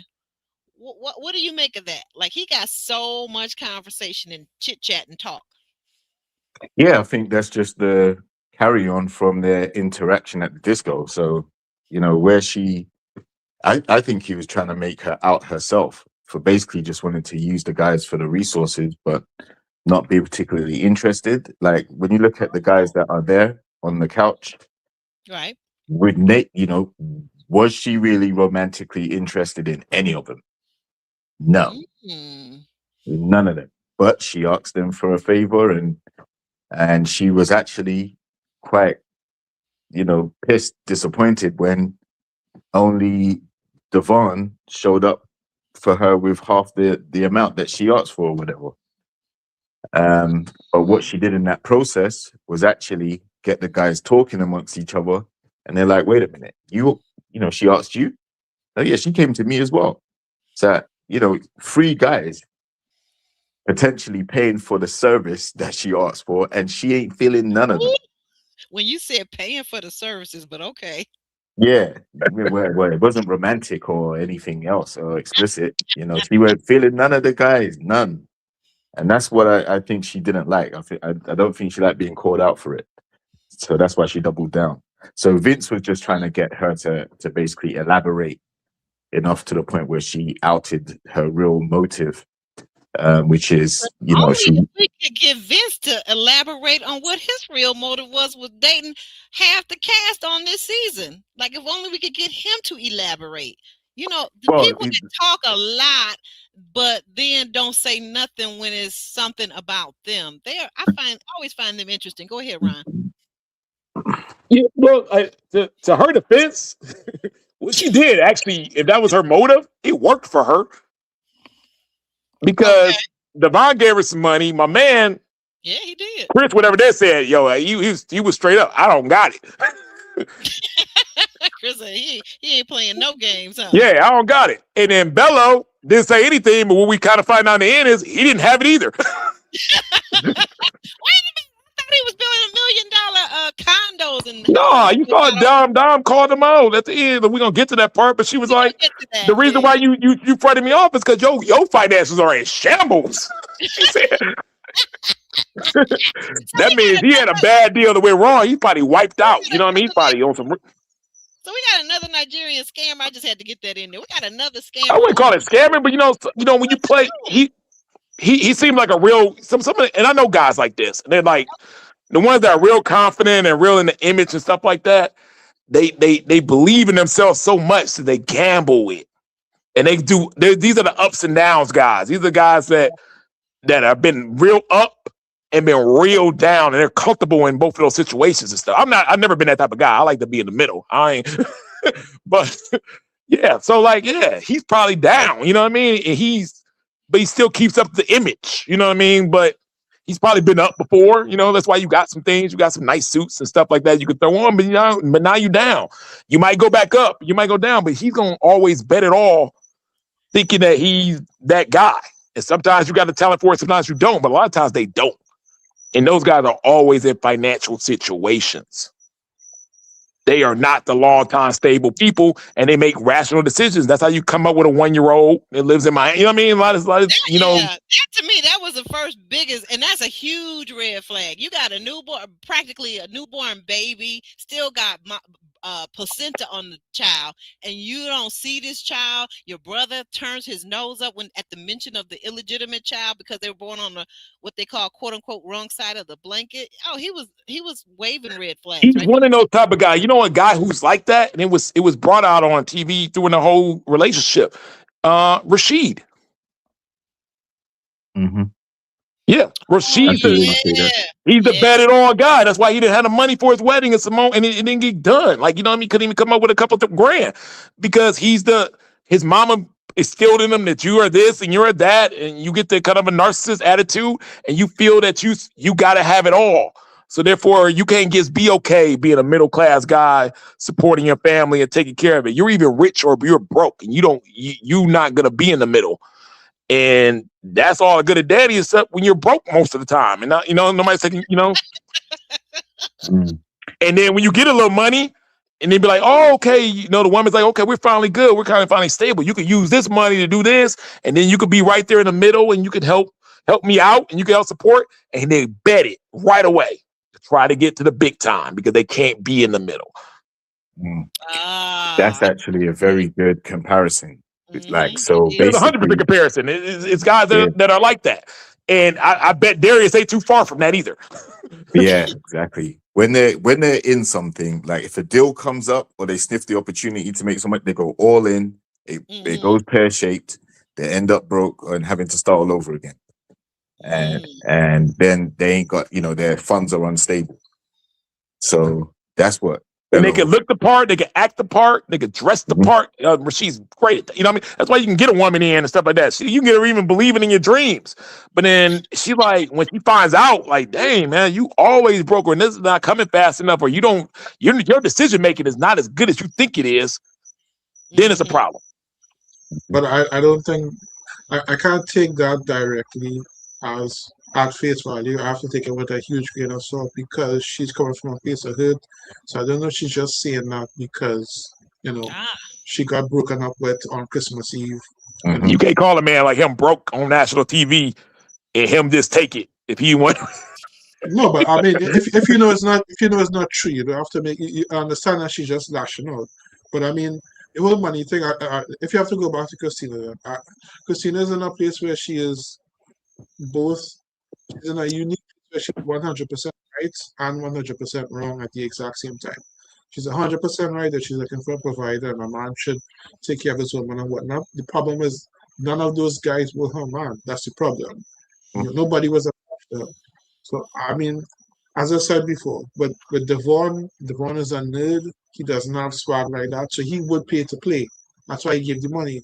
Chris said he didn't have it like that, and I think that's a lie. I think Chris had it. He just wasn't going to give it to her because she was just a random person he just met like 4 or 6 weeks ago. They weren't in a committed relationship. And if I remember correctly, Bello didn't even reply until the next day. He just watched the message and just didn't bother to reply until the day afterwards. So, I mean, at some point, she's sticking to that story and she has to come to the realization that she was not in a relationship with any of these men. They had no obligation to spend money on her like that. Hmm. And the crazy part, the delusional part is she thinks it's cute. That's the thing. She actually thinks that it's attractive the way she portrayed herself like that. So yeah, it's okay to come on there with the intention of finding a man. That's what you're supposed to do in her situation. But like I said, if you're not actually feeling any of the guys and then you resort to, okay, let me see what I can get from them, then that's where the problem comes, because the guys were like, we're not feeling you like that either. So, apart from Devon, the other guys had other connections and other things going on, except maybe Chris. But Devon, he knew that she weren't feeling him like that. He just seemed like he was trying to do, like he explained it, like it was kind of similar to going on a date. Like if he's going to take a girl on a date, he's going to pay anyway. So yeah, he was trying to pay to play and see where it could go. But she just wasn't feeling him. She just took the money and didn't even give him no attention, no focus. She didn't hone in on Devon after receiving that money. And she completely moved on with the process. She was more mad at Bello than anybody else. She wanted the money from Bello because that's what she was kind of interested in. Yeah, I was about to say any speculation on why, but okay, yeah. Yeah. She wasn't attracted to other guys that she asked for that really, and she wanted Bello like some of the other women. She was trying to see, he was talking that good game. Did he really have it? Was he generous on top of that? Is what she was trying to figure out. Right. She wants a generous guy. Because if a man can't take care of me like my daddy took care of my mama, I don't need him. I don't want him. I don't want him. And that is a Detroit thing, too. Some women, like my mom was like that. Like my mom was like, she feels good when a man does. She brags about it. Oh yeah, man came down to me. He bought me the steak and shrimp and said drink. It makes her feel good. It's a kind of a validation standpoint with that with some women. Yep. Yeah. And I see it a lot in Detroit. I really do. So it's kind of always been like that. But the thing of it is, Ina, your mom is married to your dad. That's the thing of that. Like, I'm sure. Exactly. No. It may have started out. It may have started out when they were dating that he was generous. Now, Ron would call that simping, but some men are just generous and some men are intentional in their dating. Her dad probably knew that he was crazy enough about her mother that he wanted to marry her. He wanted to commit his life to her. Some men are like that, good, intelligent men with integrity that are serious about having a family. That's what they think. Men that are out here just getting all the punani that they can get. No, they're not intentional like that. So I think that's what Christina is looking for, some man to be intentional like that from her from day one. And I think to your point, Ron, dating has changed. The landscape has changed. Social media has changed dating. And men are also want to know what are they getting out of it, or they want to wait until they know that they're really into you and you're really into them. And I can understand that. That makes perfect sense, Ron. That makes absolute sense. It does, a certain thing. But it is Detroit though still. And if you're an older guy in Detroit looking for something fine and young, or you a big boy, them big boys in Detroit, we got some big boys. They be wearing the big Averex jackets and stuff there. Them boys don't trick. They gonna spend some money, and they know they got to spend a little money in order to get on some, to talk to some female stuff. My cousin Creamy, he gonna speak. He always got him a girl for him. This boy about 30 pounds, but he gonna spend that money first. and the women who likes men that like that and gets used to that type of vibe, is gonna look for that type of vibe with the next guy. It just is what it is. But it's a Detroit thing. You go in there, you go to a little lounge or something like that, and you looking all good, Aubrey, you do your thing. Some older man gonna come in and he's not your type, and he knows it. First thing he gonna do is offer to buy you something. That happens. That Yeah. happens. First thing he gonna do is offer to buy you a little something because he knows he gotta pay to play. I'm not Morris Chestnut. I get it. So let me see what this money do. You are a mess. Well, think about it like this, Aubrey. A woman, Okay, last comment. Let me just say like this. Last comment on Christina before we move on. Go ahead. A woman can struggle, and it's almost expected a man to help her out, but a man can struggle, but it's not expected for a woman to help him out. Case in point, if you're driving down the road and you see a woman walking, she's a good-looking woman. First thing you gonna pull over there, she's too good-looking to be walking. Now, she look like a booger wolf. That's something different. But if she's a good-looking woman and she walking because her car broke down, most likely a guy's gonna pull over. She's a good-looking woman. But a guy, he walking, nah, because it's almost like that the dude's supposed to always have, he's supposed to always be on a game, I mean, he could look like Morris Chestnut, Denzel Washington, whoever, but the idea he's walking, that's different. A woman ain't gonna pull over and see if he need a ride. A man, we basically will do that. If we see a good-looking enough woman to do that, who's doing that? Well, see, you put all these conditions on it, one, and two, but listen. The most important thing is that you put the conditions on it about the looking good, not looking good, all that. But the more important thing is, in my mind, as a woman, is why am I stopping to pick up a man? Because why? Because I don't feel safe with any and every man. Now, I don't know about you if you feel safe with any and every woman, but I, as a woman, do not feel safe with any and every man. And that means by any and every, that means many men. Like if I just see a guy walking down the street, I don't know him. He could be a serial killer. He could be a rapist. Why am I picking him up? Or if you saw Ron walking down the street, you would pick him up. Well, Ron, that's different. Of course I pick Ron up. Of course I pick Ron up and ask him if he was hungry. But I'm just saying, no, seriously though. I mean, think about what you're saying. That doesn't really make, on a physicality sense, that does not make sense. Right? It just doesn't. I'm not going to pick up a man because that's not a good example, I guess is what I'm trying to say. Yeah, he's not gonna. Here's the overall thing with Kristen's situation. The problem was she's on this show. The men, I don't care how she thinks about the men on the show. As men, we don't think no woman on there is better than us. We got pickers like y'all got picked. So I'm even if she thinks she's better looking than me, I'm still looking at her as an equal. You're still a castmate. And we don't go on there to spend no money. We went on the show to make some money. We getting a check just like you getting a check. Mm-hmm. I didn't come here to spend. I came here to make. Oh Lord, they came to the wrong show, Ron, didn't they? Oh, we ain't paying for no dates. We ain't paying, dude. Let production. If production was told you that, hey man, can you pay for this right there? We gonna give it back to you. And dudes wouldn't even. The production would stop. The cameras that started. The guys like, I'm not doing that. No, we'll give you the money back in like 20 minutes. No. No, we weren't spending nothing extra. We already had to buy all them clothes and stuff. You know what I mean? Yeah. Explain to them real quick, and then we're gonna move on to the last couple of segments. Ron, explain to them about the clothes. There's certain clothes that people on reality shows aren't basically allowed to wear on TV. Could you explain that short list? Well, it's they don't want a bunch of labels on there because you can get sued. Not to get sued, but let's say you wear a polo and Tommy Hilfiger asked us to do a commercial on with that show. I can't. It's a conflict. So they don't want a lot of labels. They like certain colors look better on camera. They just do. So they want the bright Excel type of colors and stuff. The brighter the color, the better. If you're over there and dressed in all black all the time, it's not going to look good on camera. It's going to dull the camera, lighting up, things of that nature. So they want it to be colorful. They don't want it to be too zigzag, checkerboard, you know what I mean? Out where it's throwing the lens up of the camera and stuff. So it can't be all, they like solid colors. They like bright colors, and things of that nature, stuff without a lot of labels and things. So that's what's preferred. Now, if you just don't got nothing, like I said, with Joel, like on our season, he was struggling. We had to go into Tommy's closet and get some stuff. Like, man, if you show up here with another wife beater, we're gonna have a problem. Not the white Peter. Lord.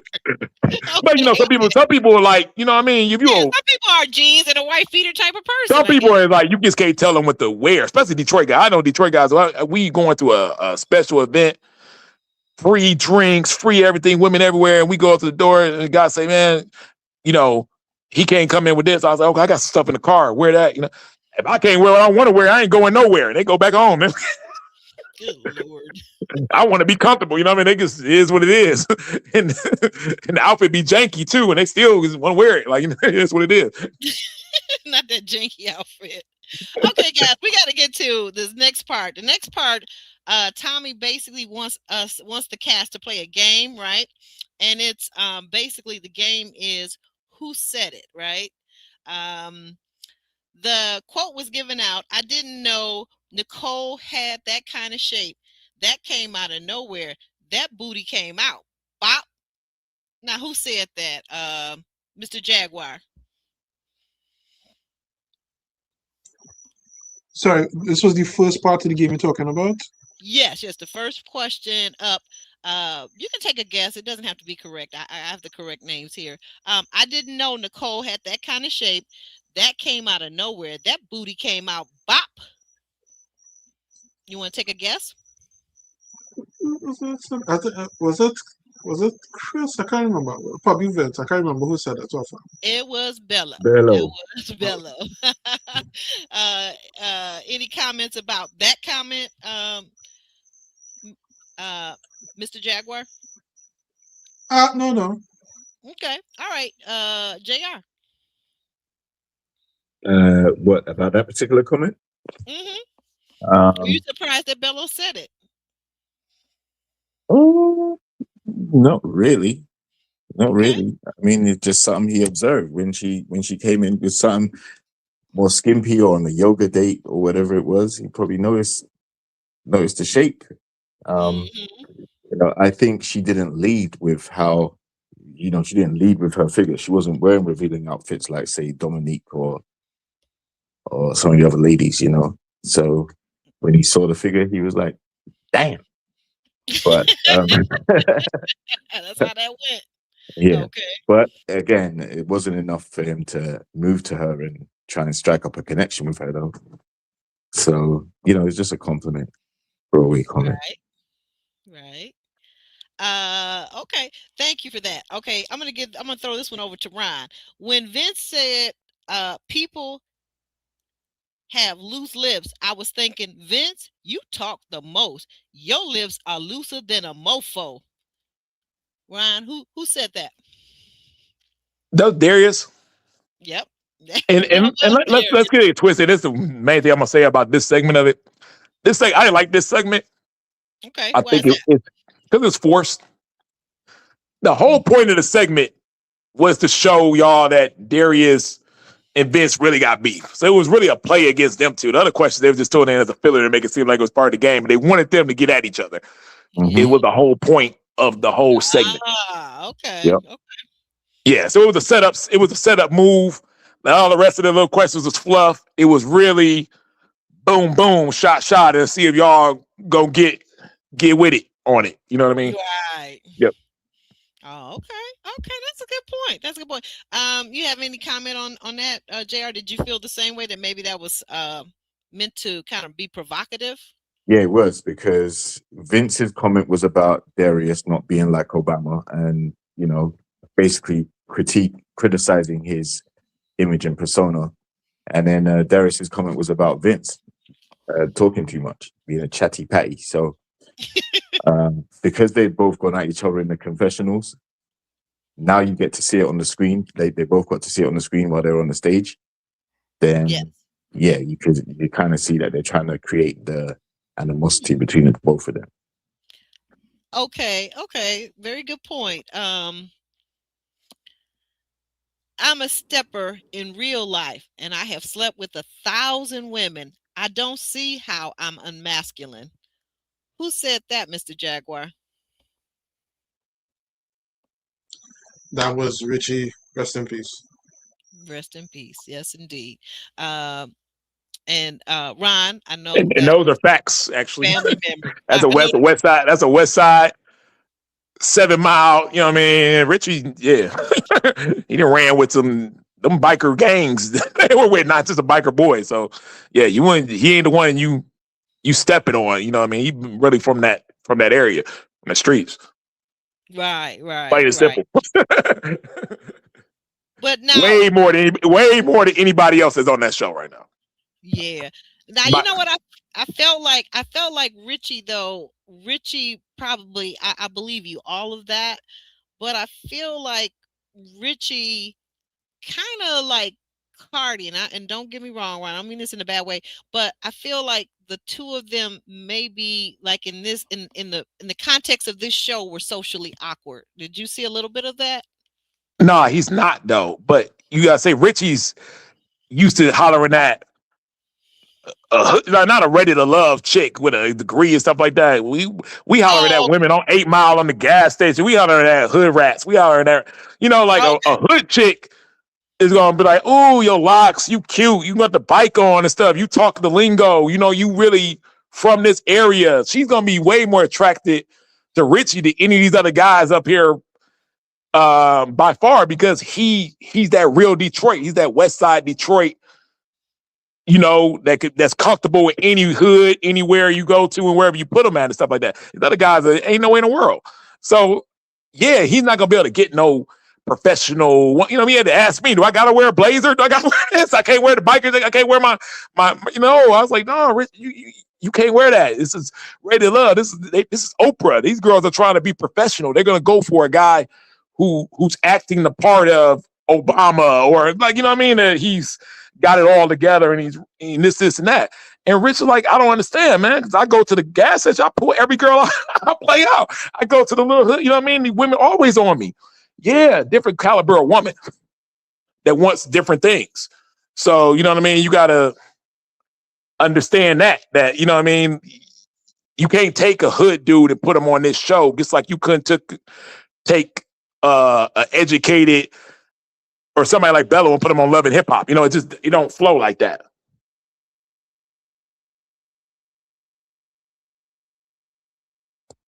If you understand what I'm saying. Hello? Oh, I'm sorry. My mic was on mute. I didn't realize it. Okay, yes, Okay. I understand. Gotcha. Okay. Yeah. It's just no. He's not socially awkward at all. He couldn't say he was uncomfortable because here's all the guys in the suits. These are all the guys that went to college and had these type of careers and stuff like that. And I don't fit in to this group because I'm a real Detroit person. I'm Okay. really from the D. I've really been through wars in the D. You know what I mean? These people have not been through none of that I've been through. They didn't have my life. They didn't grow up in my area. They wouldn't even know anything about it. Bello's Nigerian. He don't know anything about West Side, South Side. I mean, No, he really Darius don't. from Alabama. Could you imagine Devon in the South?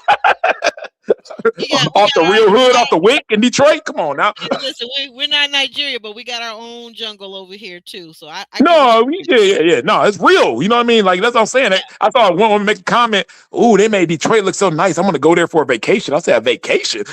Are you serious? when I was scared people away from my town, that was me scared. But I'm saying, like, it's still the dirty mitten. Like, you know what I mean? Detroit's always gonna be the D. Like, y'all can put this whole class over downtown and stuff like that. But if you go there and you don't got your head on a swivel, you can get yourself in some serious nonsense in Detroit. Every major city. I've been to New York. I've been to Chicago. That's every major city, at least in the U.S. Detroit's still different though. Like, it's still different though. It's still rules and regulations. But what I'm going to say, but here's what I'm going to say to you is this. So there's a thing. There's actually a thing though too.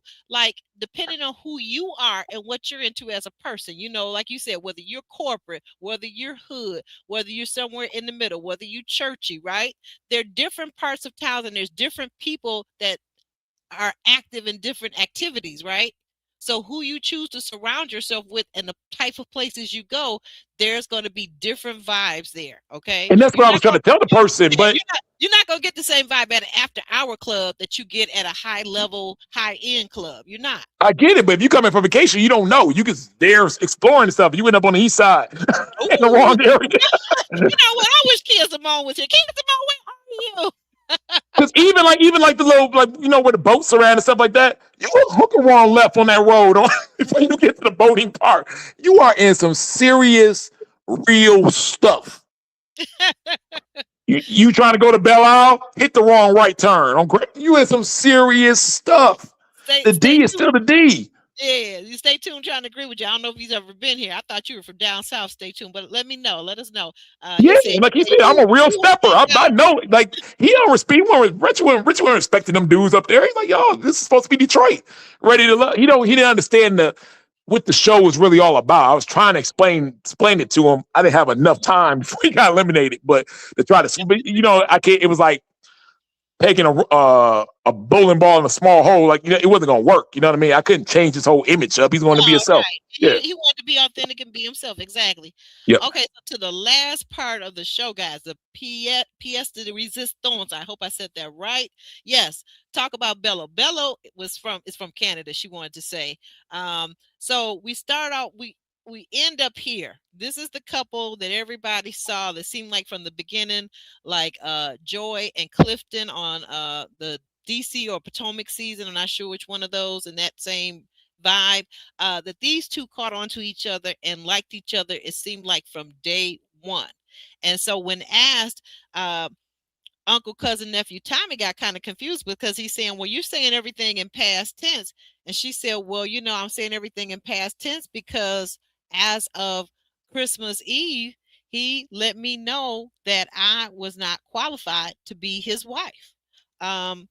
What do you make of that? What do you make of that, Sean? Why would he do that? Why would he wait after he's met her parents, he's met her children, he's been all into her, and then now all of a sudden he's telling her she's not worthy of being a wife? Why do you think that is, Sean? Well, I don't know why he said that, but I can ask that question with another question. Why did she say on the finale, well, God said my husband was in here? Wait a minute, say that. Say it again. Why did she say God told me my husband was here? Mhm. Oh, yes, she did. She did say something along those lines. You right. I said, did God lie? No. Well, we know we know God didn't lie, but right. we know that. So I'm just saying that's being facetious. Why do people put God into everything? Like, I don't know. I think that's the safest thing to say. But I think the process in his defense, maybe going back to the conversation last week we had, probably what he doesn't have, what we know now, compared to the men that she's used to dating or being with, that he probably felt himself all inadequate, and that she was good for a good time, but not a long time, I think. And why would he say? Why would he think that she's good for a good time and not a long time? Well, he might not have felt like he measured up. I mean, he might not have felt like he measured up.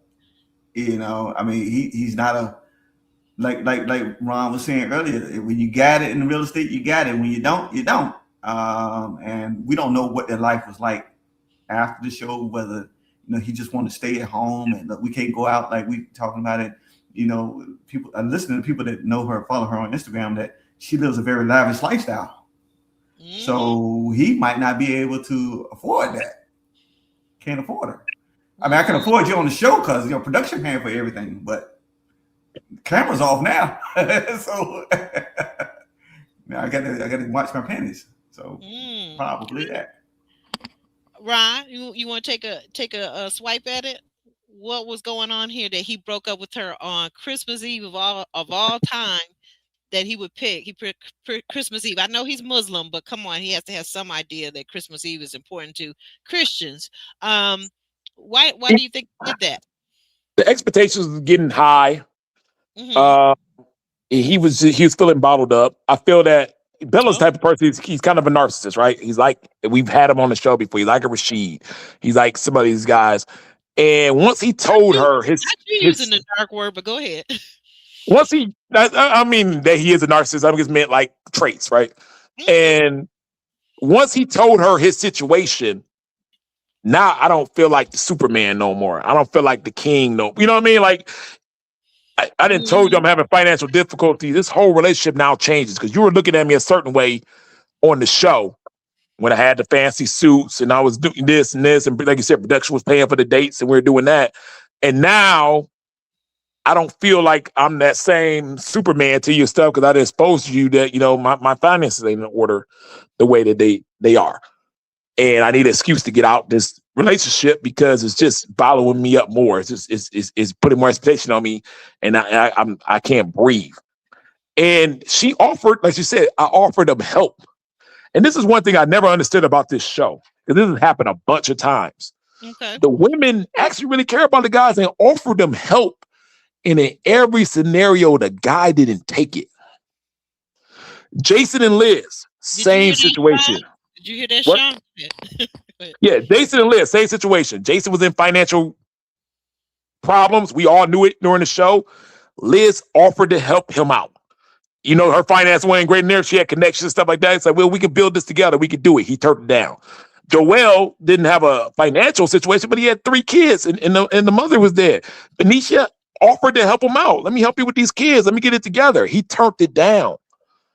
Rashid and Simone was a down chick. She didn't just leave him the gut because he didn't have the money for the wedding. She was offering to help him out and let's get it together. I'm a lawyer. I get this. Let's get your finances together. Let's do this and that. He turned her down. Dominique just said I was kind of helping him and stuff with his financial stuff. She got it together. She got a degree from my Automata, University of Michigan. She got it. She could help him, flay stuff. He turned her down. So when I see the men are not even offering, accepting the help, you offer me a lifeline and some help, I'm taking it. I know that's right. We're gonna build this together. It is.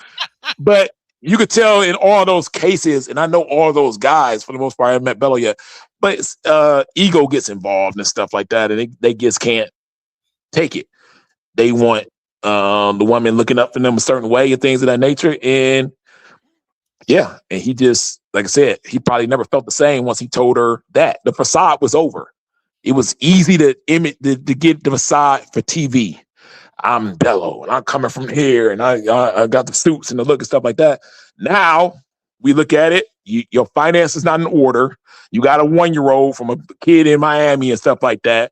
Some other stuff you might have said on there ain't panning out, and you sound like a fraud. You know what I mean? But she was still down to rock with you, and you should have took that. He's gonna regret that because a lot of women would have been like, no, and you could tell she really liked him. And she probably could have really helped them.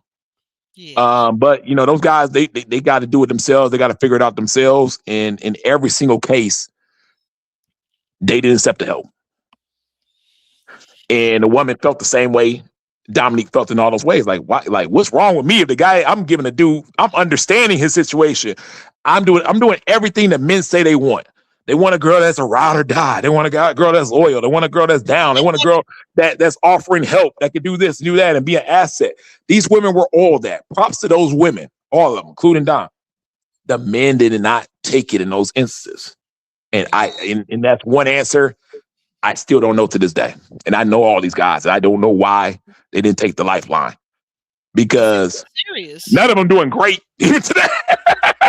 No, let Bello and Darius tell it. They King Zamunda. Oh, she let it out. Like I said, she wasn't lying. She's like, yo, you trying to blame this on me not being a wifey? You didn't have your finances in order. It was the same, you know what I mean? At least Rashid had to finally get on the YouTube and say it. Like, man, I ain't gonna lie to y'all no more. It's a fake watch. This I don't have it in order. Like, yeah, Rashid in their life. And tell you the truth, it's more common on this show because, like I said, it's hard. It's hard to have it. And it's some people guys on this show. Let's not get it wrong. We've had some very rich men on this show, but they was so far established that they were able to create the time to get on this show. Because I said, filming is crazy. It is. You are got to drop everything you're doing at a drop of a dime and be able to go and film it. And you're not going to be able to get all the richest men to agree with that. And a lot of times the guys who really, really got it together and stuff like that don't want to be on TV. They don't want nobody in their business. They don't want any of that. So, they blame production, like, you guys are not betting these guys and stuff like that. No, they're getting the best they can get. Or, you know what I mean? Sometimes some men that they pick on here are, they're using the exposure too to try to build a business and try to get it together and stuff like that. But it's an image thing. And I just think, like I said, Melo played the image, looked the image. He's up and down guy. Not saying he never had it. He's probably had it before and lost it, had it, lost it, had it, lost it again. He's always going to play that game. And I think it was very fair for him to really, like, tell her sooner or later. You didn't have to meet the parents. You didn't have to plan Christmas. You didn't have to do all that. You could have told her shortly after. You could have did what Vince did, basically, and had a conversation with her shortly after the bridge scene and said, hey, we should keep this open. We should do that or whatnot. But he was still trying to keep that image up, and it backfired on him. And now she's telling everything. And Bella's image that he worked so hard all season to pertain and get is going to go on the toilet. To manufacture the image. The manufacturer's going to go on the toilet because she's about to air out everything. She's like, one thing you ain't about to take with you is that fake ass image that I helped you build. Yeah, she went off to be continued on that part. And here's the thing. She's been helping. Let's keep it real. She's been helping Bella through this whole process. Oh, wow. When we were talking about the Beijing and stuff, guys don't get. She got on him about that as the stylist. She's the reason why he caught it bald and it started looking better. Guys, when we get to Beijing, we can't see it like they can see it. That's it looking natural. Oh, that looks natural. What you talking about? Now listen, I'm telling you, it looks worse than bad. It looks crazy. Yeah, no, to us, we look in the mirror, it looks natural. Because we're thinking about our old self. Yeah, that's how dark it was back when I had bad. So we don't see it. A girl like Dom, who's on point, on fashion, been on TV before, she told him, cut that shit off. You're gonna be with me on here. Oh, and his dressing got better towards the end. Oh, yeah, change that up. Do this. She was working with him the whole time.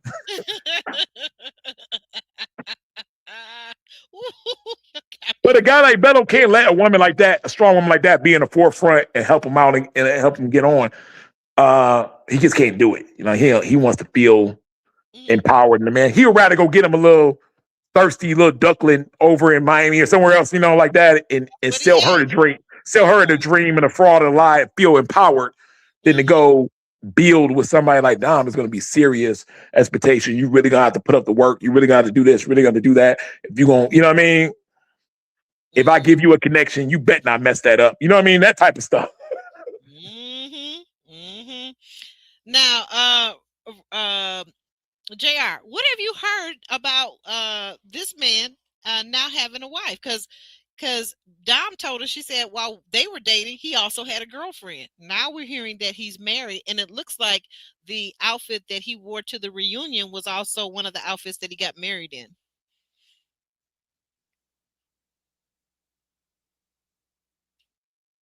JR?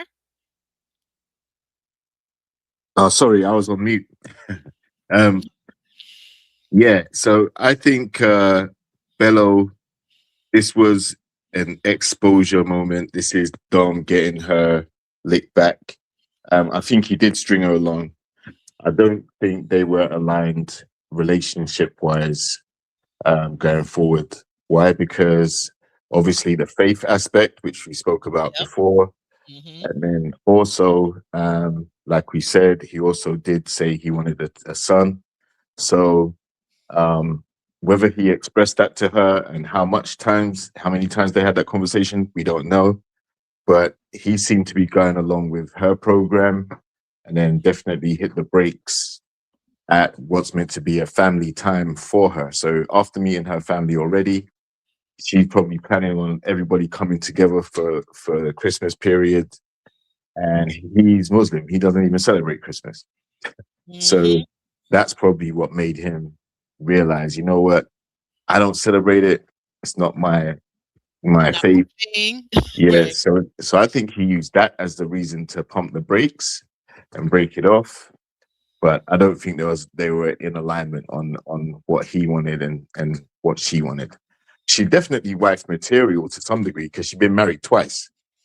Just that the marriage didn't work. So she made them oxtails for him. Shoot, she should have been wife material. Yeah, she probably made wife materials for her ex-husbands too. We don't know. But I'm saying she's got practice. She was married for 20 years. You I don't got stay you. married for 20 years if you're not a marriage-oriented person and you're Right. not wife material. So That's she did that. She got a proven track record. But would it have resulted in marriage and the child he wanted? That's where I think he's concerned with. right. I think you're right. Everything added up on top of it. But what would you say if you were to guess? And I know we don't know. We don't know these people. It's an edited show. But what would you, if you were to guess, what do you think was his number one thing out of all the things they were out of alignment? What do you think was the number one thing that was important to him? Well, I think he contradicted himself. I think the number one thing is actually the faith aspect, because if he wanted to get married, I would have thought there would have been more of a chance of doing that with someone who shares his ideology, his religious theories or whatever.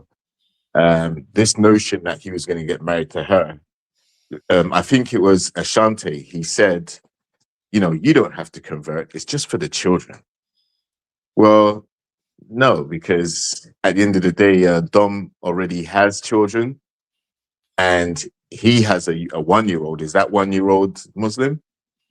Or is it just the new child, the new son that he's trying to have? That's going to be the Muslim He has no child. control over what that 1-year-old is doing, being a long distance dad. Trust me. Exactly. He has no control whatsoever. So I think he kind of led her on and he wasn't clear. And I think he should have, you know, broke it off a lot sooner. And I think part of the reason why she is upset is the timing of it, you know. The fact that And, she met, and, that and he met. I'll Go also ahead. say she also didn't listen to her dad. Her dad Yeah, said, there you you know, go. he had reservations about it. And her response was, well, I'm grown and I'm going to do what I want to do. So she should have listened to her dad. Yeah. The number one reason, let's keep it real. That one reason was age. Age and the inability, the possible. No, not the ability to have. Bello ain't the type of guy that's gonna wife a woman that's 4 or 5 years older than him. Ah, It ain't gonna happen. Like he was already, you know, from the get go. He wanted to partner with Dom because he was like, this is the most powerful girl on the show. This is she's gonna be the most popular girl on the show. So me paired up with her is gonna help my image. Right. So that's why so he knew that from there, and we know that when we're on the show as men, we look at the women and we're like, okay, this is the woman that production likes. This is the woman that's always dressed to the T. This is the woman that all the other women are kind of jealous at. That's the one I wanted. That's how Kyra got all that props. You know what I mean? Because she was coming in like that as the it girl. It wasn't because they were that attracted to her, that they liked her that much. They were like, dude, this girl's the one that everybody's betting on. So we want the popular woman. You know what I mean? Doesn't mean that's the one that's more in line to you. So Bello was already kind of like that. Because he was like she said, you was sleeping in my bed 2 days ago, and you just made this decision. That means the pressure was hitting on you. Yeah, that was the You've been wanting out. You've been wanting out. You couldn't take it no more. I just gotta leave. That was the goodbye. The yeah, that means I was never really that attracted to you. Yeah. This doesn't feel right. This, you know what I mean? All that type of stuff. The expectations. You want me to come meet your parents again for Christmas on a holiday? After that, I'm really gonna be stuck. I need to get out of here. Yeah, and let's get it. You know, she's not going to be fasting for Ramadan, just like he's not going to be celebrating Christmas. Like so, they just weren't aligned. But like I said, the timing was poor, and I think he did lead her on to a large degree, because what he wanted is not what she wanted, and I think he was just going along with what she wanted, just to, I don't know, ride out the time. He stayed there too long. Much like Vince and Donna, they weren't aligned either to that same point of what you're saying. Yeah, the timeline thing, exactly. They weren't aligned. But we knew this. And the couples knew it as well. But they wanted to ride it out and just give it a chance, get to the bridge, and see if what can happen in real life. So I can't knock them for wanting to try, but ultimately you can't be too mad that it doesn't work, because the signs were there the whole time. He did. You know, whatever his financial situation is, whether he's a bit of a gambler, like a high stakes, or a, high risk, high reward type guy. Um, you know, there's certain qualities that she would have seen along the way, and she chose to stay. She chose to say that she would help him through it, and this the other. But also, you can tell that it's final because when she started airing out his business, she kind of used what he had shared with her against him publicly as well. So there's no coming back from that. No. And as we know now, Bello is now a married man. So he married pretty quickly after coming on the show. So when she alluded to him already having a girlfriend, and he even said it, he said one of his girlfriends told him, blah, blah, blah, blah, blah. Yo, he probably had a girlfriend the whole time, which is why he got married so quickly. It happened. That wouldn't be the first time. We had a guy that was engaged the whole season while he was on there. They got to know who that person is. Picture Fred Rose. Picture Fred Rose. No, yeah, we know if I that. remember, But he said it was an ex though. no, the whole story. I can't even say. We've had people that's been in on the show and been in relationships. Allegedly. No. I mean specifically Bella. I think he said it was an ex who told them that when something at the time of the relationship, if it wasn't working out, he should have let her go, and he said that's why he released Dominique. Yes. Now that was thank you, Mr. Jagger. Very, very sharp for you to catch that. I was just about to come to that. I feel like this is me now. I feel like he's gaslighting the whole audience, the whole RTL gang, because he's saying to us like he's using another woman to put his fault on to say the reason why he did it on that day or any other day is because a woman that he had dated before told him, don't, the moment let me know that you don't want me. You knew, but here's the problem with that. He knew all along for the reasons that JR stated and Ron has stated. She was the age difference, that she's older, the fact that she was unable to have children, the fact that faith-wise they didn't align. He knew all along. So if he was really going to listen to that ex-woman's advice, he would have never started a relationship with Dominique. Here's the main difference between Bello and Vince, and this is why I'm usually on the man's side, but if Bello get all the smoke in the world, he deserves every second of it. He took the cookie, and Vince did it. Once you start sleeping with that woman, you have a different level of responsibility. Vince didn't sleep with Donna. Bello was sleeping all weeks, every day with Dominique. And that changed the dynamic of it, and you took no responsibility for it whatsoever. You can't dump no girl 2 days that she had been in your bed. Are you crazy? Okay, I'll push back on that because we don't know that for sure. We can't. No, she said that. She said you were in my bed 2 days ago. No. I mean with Donna, we can't confirm that Vince never slept with Donna. We don't know that. But what I'm saying is that there has to be a level of accountability in regards to Dominique. Now, her cast bio says she's 42. I've seen a lot of women in different platforms when I visit the channel to talk about the show that says she's way older than that. But either way, let's just accept what she put in the bio, which is 42. At that age, as a mature person, as an adult, you have to have some sort of you have to have self-awareness and self-respect, and she showed neither. As a person in that situation, Bella was very upfront. This is why I don't have any sympathy for Dominique. Wait. He was very upfront about what? What exactly? Yeah, I'm getting to that. I'm getting to that. He was upfront about he wanted a son. He said, I just had a daughter, I want a son. For her to be in her position, knowing that she's an older woman, even if she was 42, or as some other women say she's way older than her, given her age and the fact that she knew that she had 2 miscarriages and she spoke on that, that was the point where she should have said, I think you're a nice guy, but I don't think I'm the woman for you. We won't line up because I can't give you what you're looking for. I wish you all the best in the future, and she should have walked away at that point. I think the issue with her was an ego thing, that she wanted to, quote unquote, win the competition or the show, which meant getting to the end and having somebody say, I choose you. And for her, Bella was her best bet to do that. And as I said before, and most likely when they would get to the end, but at the reunion they would be broken up. And when Tommy asks why, it'll probably be about children, probably religion too. Now, the interfaith thing can work because Islam is an Abrahamic faith, just like Judaism and Christianity, which is why Muslim men are allowed to date, they're allowed to marry Jewish and Christian women. So there are interfaith marriages that work. But I think the child thing was a beanie bar from the beginning, and she should have had the self awareness to pull the ripcord and say, "This is not going to work for me. I can't give you a child." She did ask, "What do you think about adoption?" And he said, "Yeah, sure." Do." But really and truly, we knew what he wanted. He wanted a natural son. He wanted to clap cheeks. She get pregnant. Gestation period for 9 months. She gives birth naturally to her child. That's what he was looking for.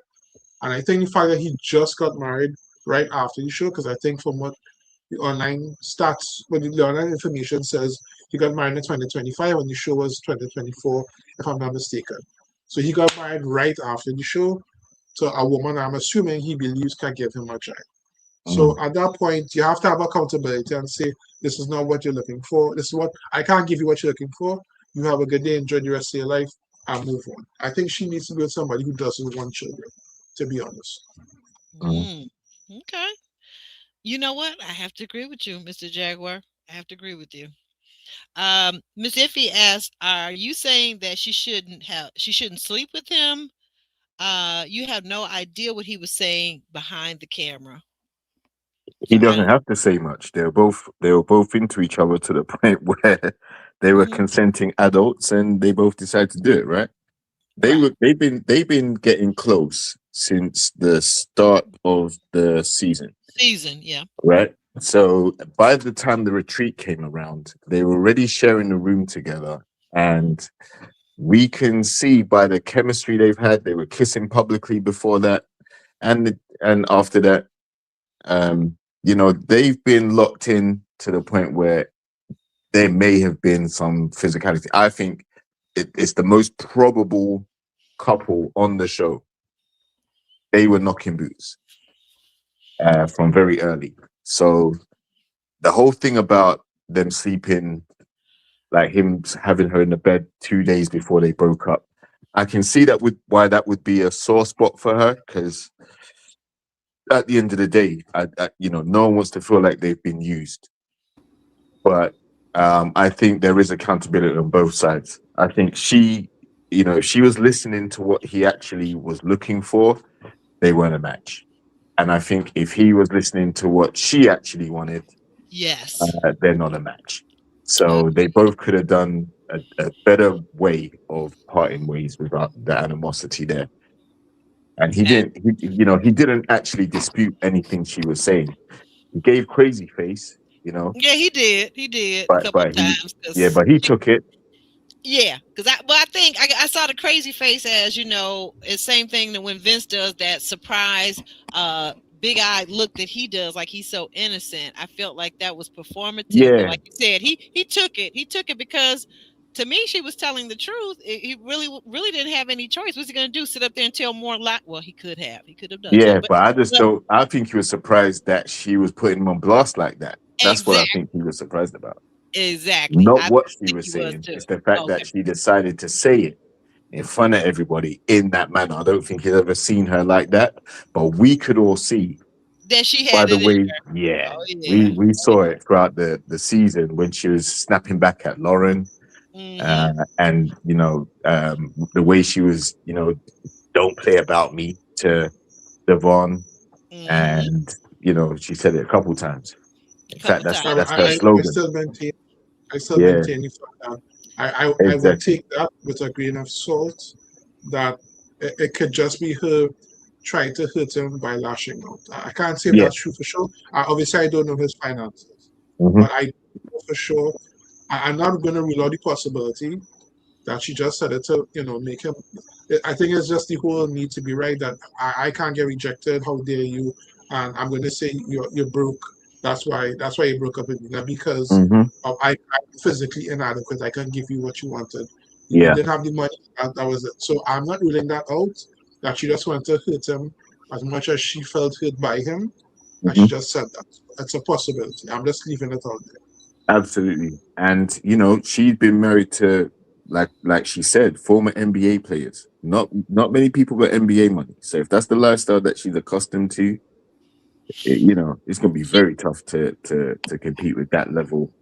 She said she wasn't looking, and now I'm going with something I hate to do, but because that's what these reality shows have become, is we find out more on social media about these celebrities and these castmates than we ever do on the show, right? She said in an interview on her live, that she was never looking for somebody to have as much money as her exes, that she understood that that's probably unlikely, right? But that she just wanted somebody that she could build and be together with, and that he really truly hurt her, and I think that's a very strong possibility, because we all saw her, how upset she got with Lauren, right, when they had that joint date with his brother. We saw that she was very possessive of this man, right?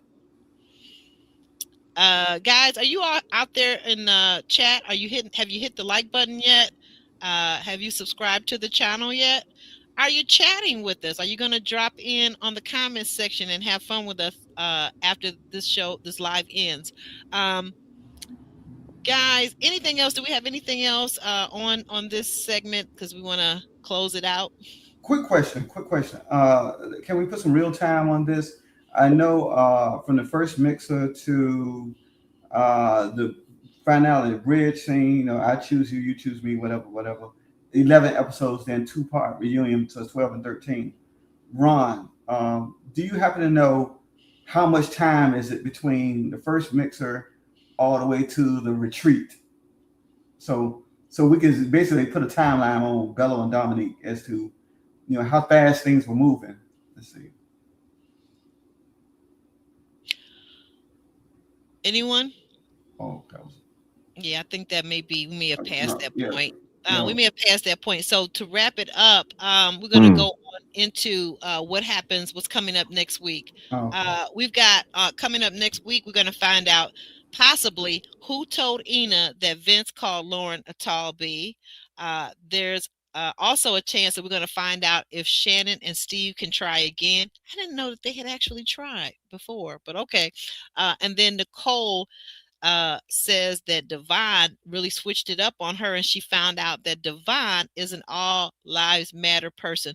Ron, what does that mean to you when Nicole says that Devon is an all lives matter person? What does that mean? I think we're on it. Oh my! Well, I'll say it. I think it probably means he's a Republican. He's a MAGA. Okay. And what would make her? I mean, what could have happened that we didn't see to make her think that in your mind? I don't know. I mean, and it could very well be the hurt thing too, because she thought she was special and she got a bag, and then the other two ladies showed up. They got a bag. Everybody got a bag to match their outfit. So, he did the Oprah on her. You all get you get a car. You all get it. You get a car. You get a car. You get a car. Yeah, everybody get a car. So. Okay. So yeah, she probably still feeling hurt, and like Ron said at the beginning, it's her 15 minutes. It's her 15 minutes to shine, and hey. Because like I said, I doubt very seriously they're gonna say anything to Xavier or Emily or maybe even Chris. Not even Chris. I think it's going to be very messy. I think Christina and Vince clashing again. Man, they just don't like each other. They don't. Yeah. Then you got Darius and Ashley are going to be coming up. Yeah, that's still to come, and that's going to be. I think that's going to be as explosive as Dominique and Bello. Because I think Ashley has gone under the radar, but I've noticed a lot of the snarky comments that she makes about some of the other ladies and the other cast as well. She was doing it when Nicole was talking as well about Ed. I think Ashley's gonna really unload, and I've seen some of the social media where she's saying she can't wait to distance herself from Darius because of how low down he is and all this other stuff. So I expect there's going to be some serious fireworks there. I think Christina's attitude, though, I think is crazy because she actually went and told Lauren about the tall B comment. Christina and Lauren don't even like each other. Okay. So, I've actually seen them both say that they don't like each other. So, for her to go and whisper to Lauren about Vince, Yeah, like why would you do that unless you intentionally want to sabotage that connection because you don't like Vince and you don't like Lauren? So Mhm. I think it's a legitimate question. Who told you that? Because especially when you're trying to create the picture that Vince is leaking information from the men's lounge and he's, you know, all of that stuff. So obviously someone's leaked information to Christina. Who was it? I suspect it's going to be Devon, to be honest. Really? Yeah, I think it's Devon. Devon, okay, all right. So somebody, okay, I see what you're saying. That's going to be interesting. Well, guys, that's it for us. Again, make sure you've already smashed that like button. Just smash it one time. If you smash it two times, you basically neutralize that like. Smash that like button. Follow all the people here on their social media platforms, and we'll see you back here next week for more Ready to Love. We're out.